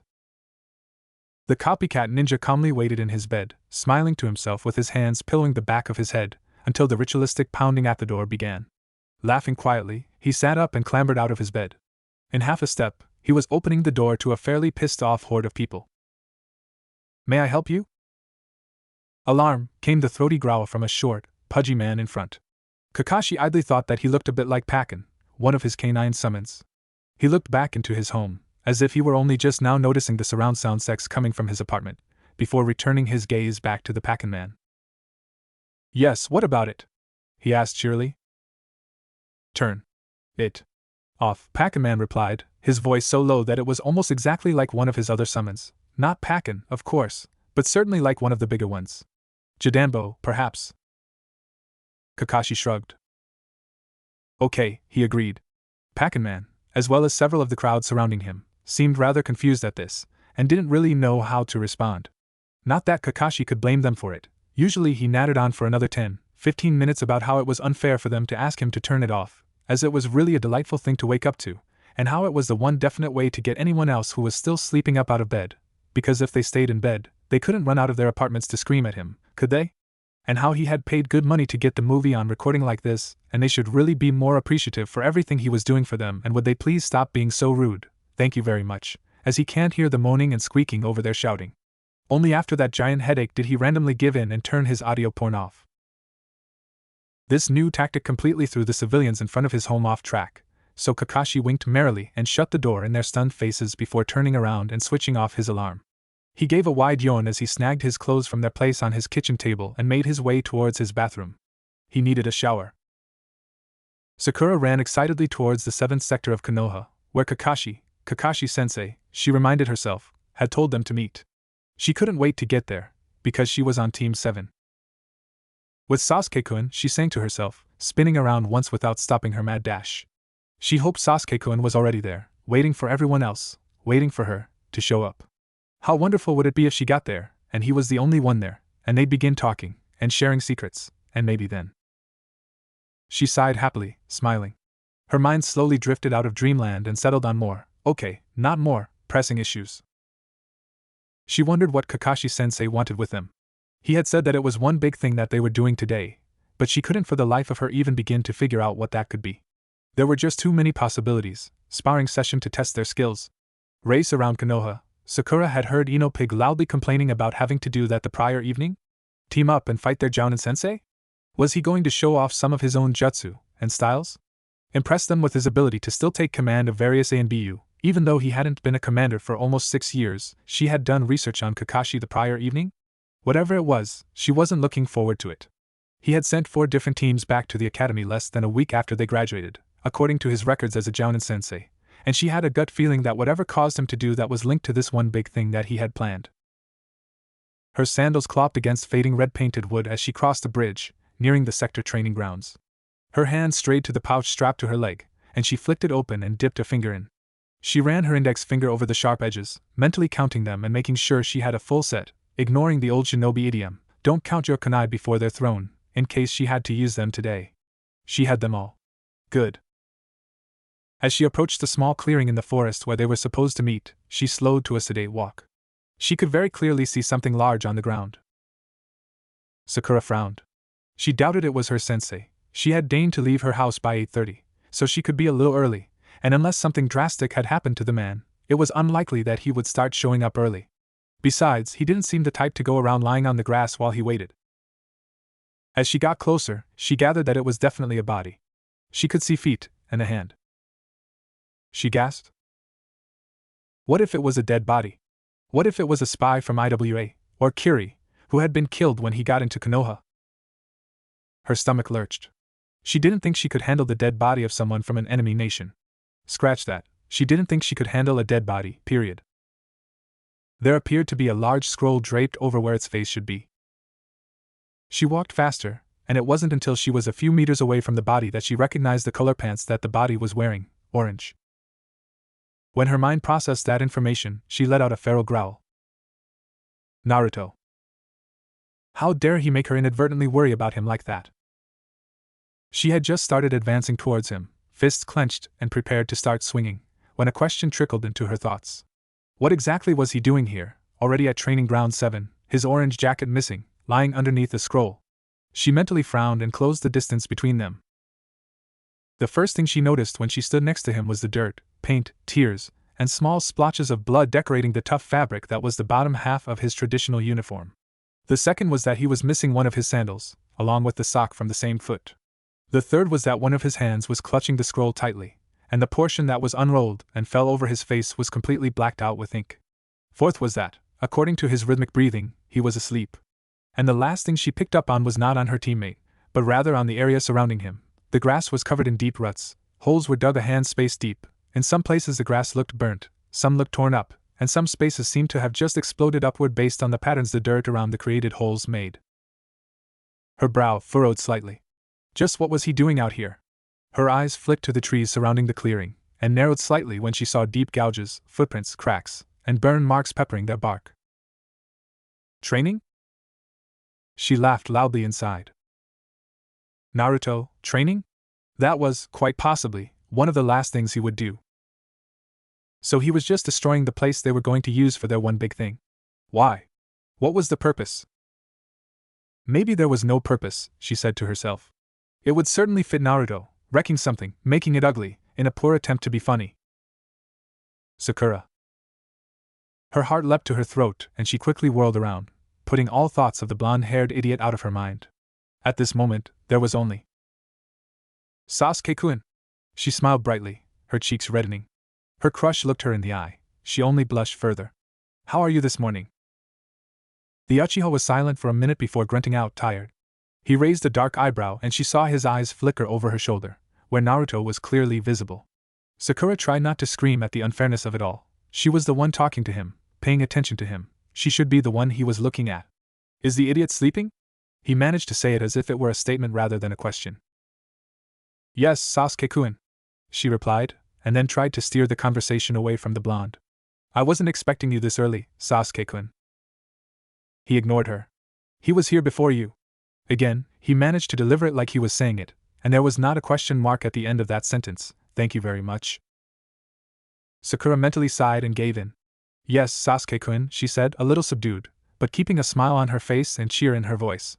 Sasuke grunted and walked around her. He reached Naruto, smirked, and lashed out with his leg, catching the Academy's dead last in the ribs and flinging him back half a meter. Get up, Dobe, the smug genin said as the newly awakened genin let out a yelp of surprise and pain. Naruto was on his feet faster than one would have expected. Bastard, he spat, rubbing his side. He had dark shadows around his eyes, and dirt smudged across his cheek. His white undershirt, just where was his orange jacket, was in roughly the same condition as his pants, cut up, dirted, disgusting. His battered hitaite hung awkwardly from his neck, the leaf symbol barely visible through the smear of mud and what looked like ash. Walking forward, towards Sasuke, past Sasuke, Naruto picked up the larger-than-normal scroll that had been formerly spread across his head and tapped the wooden hold. It flashed blue, and suddenly there was no more loose paper. What are you guys doing here? He asked with a yawn, running a hand through his hair. Sensei. Meeting. Training ground 7. Getting through to you yet, Dobe? Naruto blinked. Oh. Yeah. He grinned sheepishly. That. You forgot? Sakura hissed. Naruto jumped when he realized that she was there, his attention having been fixed on Sasuke for the last few moments. Oh, hey Sakura-chan, he said with a huge smile. And it wasn't my fault. Honest. His pink-haired teammate just sighed irritably, and shook her head before fixing him with a glare and saying, What exactly were you doing here, Naruto? Eh? Your clothes, your face, the training ground. You practically destroyed the entire place, she huffed. What were you doing? Naruto's smile slid into a smirk. Well. Naruto had decided, while he was finishing up his dinner, that he was going to prank the hell out of Kakashi-sensei, no matter if he was late or not. He and the pranksters had discussed the possibilities of the one big thing for about an hour before deciding that it was most likely some test to check their skill levels, probably a 3-on-1 spar session, or something similar. When it turned to that point in the conversation, he decided that he'd just layer the place in tricks and traps to try and snare the jounin in the coming day. So, a little while later, he found himself crouching in the clearing of Training Ground 7, lifting a kunai to a taut rope. Naruto cut the rope and watched as shuriken rocketed towards a log he had hung from a tree. One struck it, digging into the brown and white speckled wood, and sent it wheeling around, causing the other weapons to miss it entirely. Damn it, the blonde cursed. The almighty power of the log simply did not work when he wasn't in the middle of a battle. And he couldn't plan and set all these traps without a target to aim at, not with so many. On a small scale, in a smaller space? Absolutely, he could do it. He could approximate trajectories well enough with just a little thought, and that worked fine when you wanted someone to open their door and get hit in the face with a balloon full of paint. But with something that encompassed as huge an area as he was trying for here? Approximations wouldn't cut it. He wanted traps to set off traps, and for that he needed exact. He needed to know how one would react, how one's body would naturally move to avoid something flying at them, and factor that information into his plan. He cut down the log and let it fall to the earth. He sat down on it and adopted his thinking very hard pose. He needed a real person to help him out, to move and get hit and point things out as he adjusted and adapted. Multiple people would be better though. Things would go faster if he could have more people setting off traps simultaneously. But even so, it would be best to have himself be the one who was getting hit. He couldn't trust anyone's instincts and thoughts as much as he did his own. But he also needed to stay to the side and set and alter his traps while this was going on. 2 places at once here and there and. Wow, he muttered, letting his face fall into his open palm. Just wow. Why the hell did it take him that long? Sure, it wasn't even a minute, but still, it certainly made him feel like the dead last that he was. He sighed, shook his head, and stood up from the log, his hands already moving into a cross formation, his chakra whirling around his fingers. Kage Bunshin no Jutsu, he said loudly, grinning as he felt a slight pull on his chakra, once, twice, 6 times, and 6 identical bodies poofed into existence. They looked at him blearily, like they had just been woken up from a particularly good sleep, for a moment before their own lips turned upwards into smiles and their eyes lit up, already knowing exactly what he had called them for. Naruto jerked his head towards the tree line. Go over there and start setting traps, and 4 of the clones grinned wider and ran off. He and the other 2 clones stayed where they were, wait here and act as live targets, absent-mindedly rolling back and forth on the balls of their feet. He watched as the 4 snatched up his pack, squabbled over it for a moment, then disappeared into the forest with it. Naruto grinned. This was gonna be fun. Nothing. Why? Sakura glared at him, her hands clenching and unclenching in somewhat repressed rage. Naruto. What? I was just having a bit of fun, he said and took a few steps backwards, away from the pink-haired, easily riled Kunoichi. Dobe, came Sasuke's voice, interrupting them and dissipating the equal feelings of anger and anxiety. Naruto looked over at him and saw him towing the scroll on the ground. What's this? That, Sasuke-kun, the Uchiha glared at him, is called a scroll. It's generally used to keep record of things one does not wish to forget, be it names, dates, or really awesome jutsu. Naruto picked it up and yanked out a short section of paper. It's so awesome, in fact, that only I can see it. He showed Sasuke the censored paper. See? Scroll of pure awesome doesn't respond to sissy pretty boy Uchiha, so you can't see it. Don't talk about Sasuke-kun like that. Naruto yelled out, and jerked back from the incoming fist. Calm down, Sakura-chan.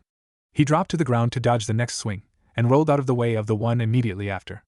Sissy pretty boy, can I have a little help here? He yelled as he sprang to his feet and bent over backwards before spinning to the left, in order to avoid getting hit. Sasuke scowled, but all the same, said Sakura. She stopped on a dime and turned towards her crush, all smiles. We don't know what Kakashi-sensei is planning today. We might have to fight each other or together against him. We might need the dobe alive and relatively unharmed. Okay, Sasuke-kun, she agreed amiably, lowering her hands. He sighed. Ichiraku Ayame sighed to herself. Breakfast was usually so slow, no one wanted to go to an out-of-the-way ramen shop any time before noon, anyone besides Naruto, that is. If he could, that boy would eat every meal every day at Ichiraku's. If he could, it was quite possible that the boy would camp out across the street, so he could just walk a few meters and arrive at his haven if he were ever hungry. If he could, he would have been adopted by her father years ago. She watched sandaled feet pass their stall from behind the paper curtain, tapping a nail against the counter in obvious boredom. Dad, she called in a flat voice. A grunt sounded from the small supply room in the back. Why do we open so early again? Because there's always at least one person who wakes up with a stomach for ramen, and we should always be open in time for those people to get their breakfast. Ayame made a noise of disagreement. Like who? She challenged. Well, a familiar voice replied, causing her to look up. Like me, I suppose? Ah. Iraka-san. This was a decent enough way to start the day, she decided, her complaints and drowsiness banished. Good morning, Ichiraka-san, Yumino Irika smiled. I am scowled at him. I am-san, he corrected himself quickly. She sighed. The man was so difficult. She smiled. Good morning, Irika-san. How are you today? Can't complain. Too much, anyway, he finished with a roguish grin. He took a seat at the counter. You don't have school today? I asked, raising an eyebrow and adding order. No, Irika replied with a dismissive wave of his hand. We get a few days off before the next class starts up, in order to meet the new students and the like. And one beef, please. The brown-haired woman nodded and bustled off to the side to gather ingredients, talking to him over her shoulder as she went. I haven't seen you in the mornings for a while now, Irika-san. Too busy with school? Pretty much, he said. I get up early so I can review a few extra mission reports before I prepare for class. If I didn't go in early, I'd have to stay even longer at the mission's office and would end up getting home around 8 or 9 every night instead of 6 or 7. I'd rather lose a little sleep than lose some of my free time. That sounds like you, I grinned, throwing the noodles into a pot of boiling water. Anything new? Irika smiled a little at the ease of which he was able to talk to the ramen chef. She almost made him forget that he was talking to a teenager. He shook his head. No, not really. I don't do much. He shrugged, embarrassed slightly, then bobbed his head to the side, thinking. I got a new neighbor, loves cats a little too much. Not a cat person, Irika? Tucci's voice asked, followed by a heavy thud. I like them better than dogs, I suppose, Irika responded with another shrug. I just don't find the idea of owning 18 cats and still taking some off the street to be an attractive idea. He made a humming sound and continued. Ran into Genma-san, almost got my eye poked out with that samban he always chews on. He shook his head. I swear, one of these days he's going to swallow wrong while that thing's in his mouth and slice open his esophagus. I winced. Ouch. Quite. I've been told that I'm going to be participating in the Chunin exams this time around. I'm going to be a judge, or a greeter, or something. They didn't really give me specifics, the Chunin said. It was really strange for a teacher to get tapped for the exams. I'm meeting with the Canera twins later, since they're going to be in my next class. Good kids? Great kids, Irika corrected with a grin. Those two were already able to make bunshin, and their parents had said that they were reading about Chunin-level jutsu already. They certainly had ambition. And lastly, Naruto got assigned to his genin team yesterday, with a near-incompetent sensei. I snorted with laughter as she cut up a small block of meat and dumped it into the pot. Well, incompetent at teaching, anyway, amended Irika. It wouldn't do well to speak too ill of a jounin. The man's a legend as a shinobi. He's just eccentric. With a laugh in her voice, the female Ichiraka said, from what Naruto-kun told me yesterday, he's a little more than just eccentric. I was informed that Kakashi-san was an avid porn reader with a deep-seated desire to one day become a pirate. She allowed herself a breathy chuckle, smiling. Irika just laughed. A pirate, huh? He scratched at the scar across his nose as it crinkled up from his smile. Yeah, I can see that. I suppose Naruto told you all of this the moment after he got his team, then? Ayam was silent for a moment, pursing her lips in thought, before smiling at him. Well, after he waited 2 hours for his sensei to show up, yes. She shook a small bowl of herbs and spices over the meal, and took the container off the fire. Naruto-kun was never good with waiting. As you know, the Chunin nodded with a knowing grin, so after 2 hours had passed, he set up some sort of trap by the classroom door that would catch the poor guy when he entered. The grin vanished. I don't really know how it worked, he didn't tell me that, but the end result was Kakashi-san being, and I quote, strung up like a piece of meat. What? She chuckled as she set the instructor's order in front of him. He didn't seem to like that very much, according to Naruto-kun, and apparently he's holding a bit of a grudge. Irika gaped like a fish. Naruto had he attacked his sensei? After he specifically told the entire class not to do that kind of thing. He had told them to act responsibly in front of their new leader, and the boy completely ignored that and he groaned. Naruto hadn't been in the room when he'd said that. Of course. Great. Now he was going to act completely unreasonable towards Kakashi-san. Sure, the man definitely deserved such treatment. Irika maybe harbored just a little grudge at the fact that the jounin couldn't turn in a thorough, or even legible, mission report to save his life, but after justice had been served, Naruto didn't know when to stop. Ayam-san, I'm so sorry to cut this short after it's been so long since I've been able to stop by early like this, but can I get this to go, actually? He had a former student and a jounin sensei to yell at. Ayam sighed, but grabbed a small box from behind the counter and tucked the bowl easily inside, put a lid on, and tied it shut. She twisted a pair of chopsticks under the twine to keep it tight and to give the customers something to eat with. "I suppose," she said as she placed the box in front of Irika. He gave her a lopsided grin and another apology. "I'll come back tomorrow morning, okay? I'll see you then, I-am-san. Bye, Ichirako-san," he called towards the back. With that, he grabbed the box, graced the ramen chef with a short, respectful bow, and retreated from the shop. I-am sighed again as the paper curtain fluttered to a stop. Back to boring. "How long's it been?" Naruto whined loudly. He noticed that Sakura-chan reflexively curled her hands into tight fists at his question. Maybe he had said it a little too loudly. Or maybe he had asked that same question 4 times within the last 3 minutes. It was hard to ignore someone when they made their presence so blatantly obvious. He shrugged. Sakura was ignoring him, Sasuke was ignoring Sakura who was ignoring him, so it would all work out if he ignored Sasuke who was ignoring Sakura who was ignoring him, right? He fingered the shinobi's scroll. Right. So, what do you guys think? Spitfire thinks we should prank him. A burst of laughter slipped from his lips at that, the exact same word she used the day before, when Kakashi was late. And his teammates looked at him funny for a moment before proceeding to ignore him again. He chuckled quietly and looked back at the paper. Sparky agrees with Spitfire. He raised an eyebrow. Sparky was usually all for the whole give him a chance, be reasonable, don't do that, blah blah blah shtick. For him to be going along with Fire without hesitation, he must be getting very annoyed. Irons agrees with Sparky-kun agreeing with Spitfire-san. Naruto grinned. Irons had been a big help the previous night. It seemed that each prankster had their specialty in the fine art of pranking. Spitfire went with humiliating. Her favorites usually involved restraining someone in place while various objects hit and or are dumped over them, or stealing someone's clothes and parading them around town. Graffiti was another, most common being her name, then insults against the more prominent figures of Konoha, then swear words pasted on the homes of clan heads. Sparky had done very little so far, but Naruto got the feeling that he only pranked when he got pissed.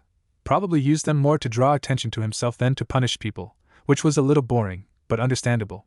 Naruto had often done the same. Hawkeye absolutely refused to reveal any of his pranking wisdom, something which made Naruto wonder why exactly he was on the scroll of prank masters, when he didn't even try to prank anyone, and repeated that he would only tell his secrets when some grievous offense is perpetrated against the reader. Irons got his rocks off, threw things closer to the area of traps and tactical setups, when he wasn't rigging pointless little Spitfire-like tricks. He had been the most useful for Kakashi's coming punishment. It had been a lot harder than normal, though, since Naruto had to describe everything, in detail, to the prankster, in order to give him the information necessary for him to be able to help. So they had spent the better half of the night setting off traps, speaking quickly about trajectories, speed, wind resistance. He had pulled equations out of his non-existent ass, and when he fully explained them, patiently, Naruto had a new respect for the man. He would have definitely been a better teacher than Kakashi. When he told Irons that fact, he was silent a long time, before jotting a quick thanks and urging him to move to the next trap. Thanks to Irons, the entirety of the 7th training ground was set up like a minefield. With mines that set off other mines, which set off other mines, which set off even more mines until escape was nigh impossible. All it would take to make the place a veritable hell was a small adjustment to one trap, just move its aim 83 centimeters to the left, and the domino effect would begin. Hawkeye thinks the others should have fun with that. Prick. I'm wondering if this whole being late thing is a habit, or just his way of trying to piss us off. Because if it's the second one, it's working very well. Naruto glanced over at Sakura. She wasn't paying complete attention to Sasuke, instead choosing to tear up large portions of grass around her and tap the ground with a white-knuckled fist. Maybe too well. If Sakura-chan got it in her head that Kakashi was doing some unforgivable act, nothing could save him from a beating of frightful proportions. Poor guy. Hawkeye certainly thinks that it's a habit. Irons hopes it's the latter. Spitfire don't give a shit. He's gonna get his fool ass pranked either way. Wise words. Sparky's reply was noticeably absent. It came a minute later. Sparky recalls the owner saying that Kakashi-kun wore a Hittite over one eye. Sparky would like to know what else the owner knows about Kakashi-kun. Man, Sparks and Kakashi must have been close, for him to think constantly about the guy. Well, I don't know why he has the headband over his eye. Maybe he's missing that eye, or there's a freaky scar on that side of his face or something. He wears an all-black set of pants and a black long-sleeved shirt, and the standard Jounin issue flak jacket over that. His ankles are taped up, but that could just as easily be fashion as it could be medical. He tapped his cheek. He has fingerless black gloves on, with metal plates sewn on just below the knuckles, and goddamn that would hurt like a bitch to get hit in the face with those. Other than that, it's what I told you before, mask over his neck, chin, mouth, and nose, beat up old headband over one eye, and silver hair that's allergic to gravity, he finished, shrugging. Sparky would like to know about personality. Oh, he's late a lot, Naruto stalled as he thought. He looks lazy as hell, doesn't speak up, doesn't even react when he's strung up like a piñata. Takes things in stride. I can't say I know a lot about him, but oh hey. Hey, Sakura-chan. The person in question turned towards him with murder in her eyes. Naruto ignored that completely and asked, what do you know about Kakashi-sensei? That he's going to be a quivering pile of meat when I'm done with him, she hissed. That's obvious, Sakura-chan, he dismissed. I mean, like, I'm sure that after we got our team, you went and looked this guy up in the library records or something, right? Sakura gave a short, sharp nod. Well, what did you find out? Sakura sent a fleeting glance at Sasuke-kun, ignored, and sighed. She stood up and walked a meter towards Naruto before sitting down, still closer to her crush than to the blonde, so no misunderstandings could be made. Her hands fisted on the grass again. Hatake Kakashi, she murmured in as much a monotone as she could muster, A-rank shinobi, specializes in assassination missions, hasn't taken anything less than B-rank missions for over 15 years. Known by his enemies by his more popular moniker, the Copycat Ninja, Kakashi has learned over 1,000 different jutsu since his promotion to Jounin alone. His genin team is unknown, as is his family history. The details were vague, but apparently he went to the academy very young, graduated quickly, got to Chunin in under 5 years, and Jounin in under 5 years after that. She gave a little shrug. I didn't really get anything concrete on him. It was trying to research smoke. Everything important was either censored, or just completely absent from the books. Naruto gave a humming noise. Weird. He grinned. Thanks, Sakura-chan. He watched her nod, stand up, brush off the grass from her dress, and go back to sit over by the Uchiha. The prankster shot a look at the scroll in his hands.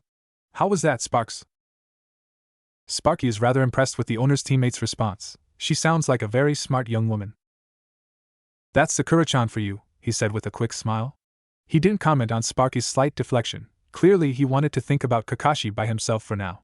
If he wanted more clarification, or information, or just help brainstorming what could have happened to change the old Kakashi into this new one, Naruto trusted him to ask for it. Naruto was just about to ask Spitfire if she wanted to prank Kakashi once he got here. She'd dissolve into a spitting fit if he did, swearing like a sailor and promising all sorts of pain on Kakashi-kun, which was just plain hilarious, when he heard voices and crunching coming from the tree-line. With a practiced movement, the paper vanished into the scroll and he set it carefully behind him. The voices got louder, and he slid a kunai out from its holster. A twang of wire, a colorful curse, and a thump of metal on wood sounded, followed by relative silence. The crunching started again, but slower.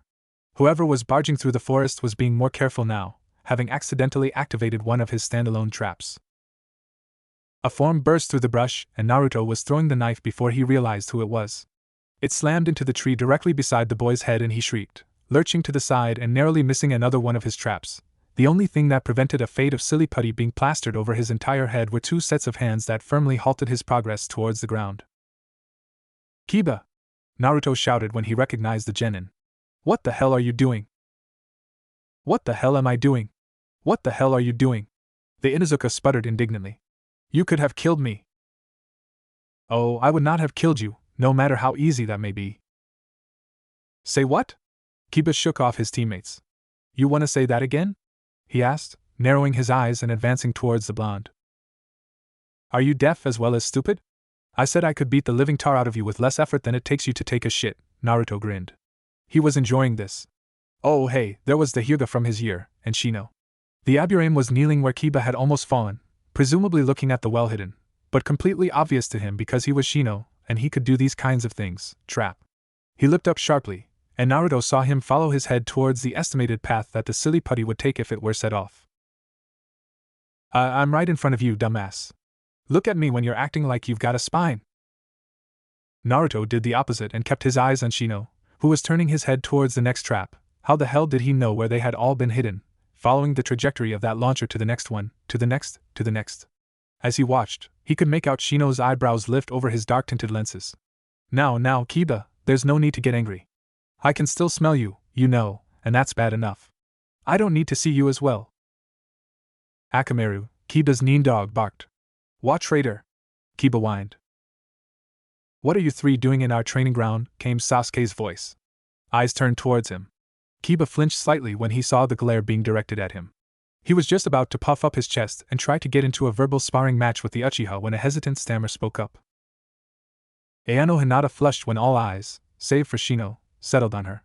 We were conducting our official P-Post-Genin test, given to us by Kurenai-sensei. Your sensei told you, for your test, to run into our meeting place and start squabbling like idiots with the idiot, Sasuke accused coldly. That would be an inaccurate statement, and an insulting assumption, Uchiha Sasuke. Shino had stood from his inspection of the tree line, and was now looking down at a patch of grass, a meter by half-meter patch of grass that just so happened to be fake, with a hole underneath filled with fish oil and rotten eggs. That stink would stay on a person for days, no matter how much they washed themselves or their clothes. No matter how unintelligent our colleagues may be. His gaze shifted to Naruto, and he was sure that the Aburame was staring quite intently at the shinobi's scroll. We were assigned with the task of locating our sensei before midday. As a reconnaissance team, the ability to track down and capture a target is especially vital. He fully turned his body towards Sasuke. It would be a safer course of action to not question our activities or our sensei's logic a second time. Naruto blinked. Did Shino just ever so subtly threaten the last Uchiha? His lips stretched into a grin. Kick. Ass. Sasuke just henned and went back to ignoring everyone around him. Naruto. Naruto jerked his head towards the voice. Eh? Yeah? Yeah, what? Aburame Shino walked over to him and stood directly in front of him. Naruto took one step back, a little unnerved. Shino stared at him for a moment, and then he said quietly, Number 20 needs to be raised another 17 centimeters if you wanted to activate number 34. He hesitated, something Naruto had never seen the boy do before and probably never would again, and seemed like he was about to continue, but he gave himself a small being a general word for it, minuscule, or infinitesimal, would be more accurate, shake of his head. Instead, he did a sharp 180 and calmly walked away. Kiba, Hinata. And they were gone. Naruto blinked, and thought. He thought about the Aburame's reaction to the traps. He thought about his exceptional observational skills. He thought about his clear dislike for Kiba, Sasuke, and a number of other people. Naruto thought that someone like that might be very valuable to a budding prank master such as himself. After all, it wasn't like he could have taken one look around the training ground and declare which traps, in the correct order, no less, needed to be moved to reach the final result he was striving for. He decided that he would ponder Shino and his abilities later. Right now, he had a team to bother. Naruto turned back to his teammates, only to see them in roughly the same position they were before Team 8 showed up. Scratch the team bothering then. The pranksters were more interesting anyway. He sighed, and was about to open his scroll back up when he heard something out of place, tree branches creaking as something hit them, and leaves slapping against the same something as it moved through the trees.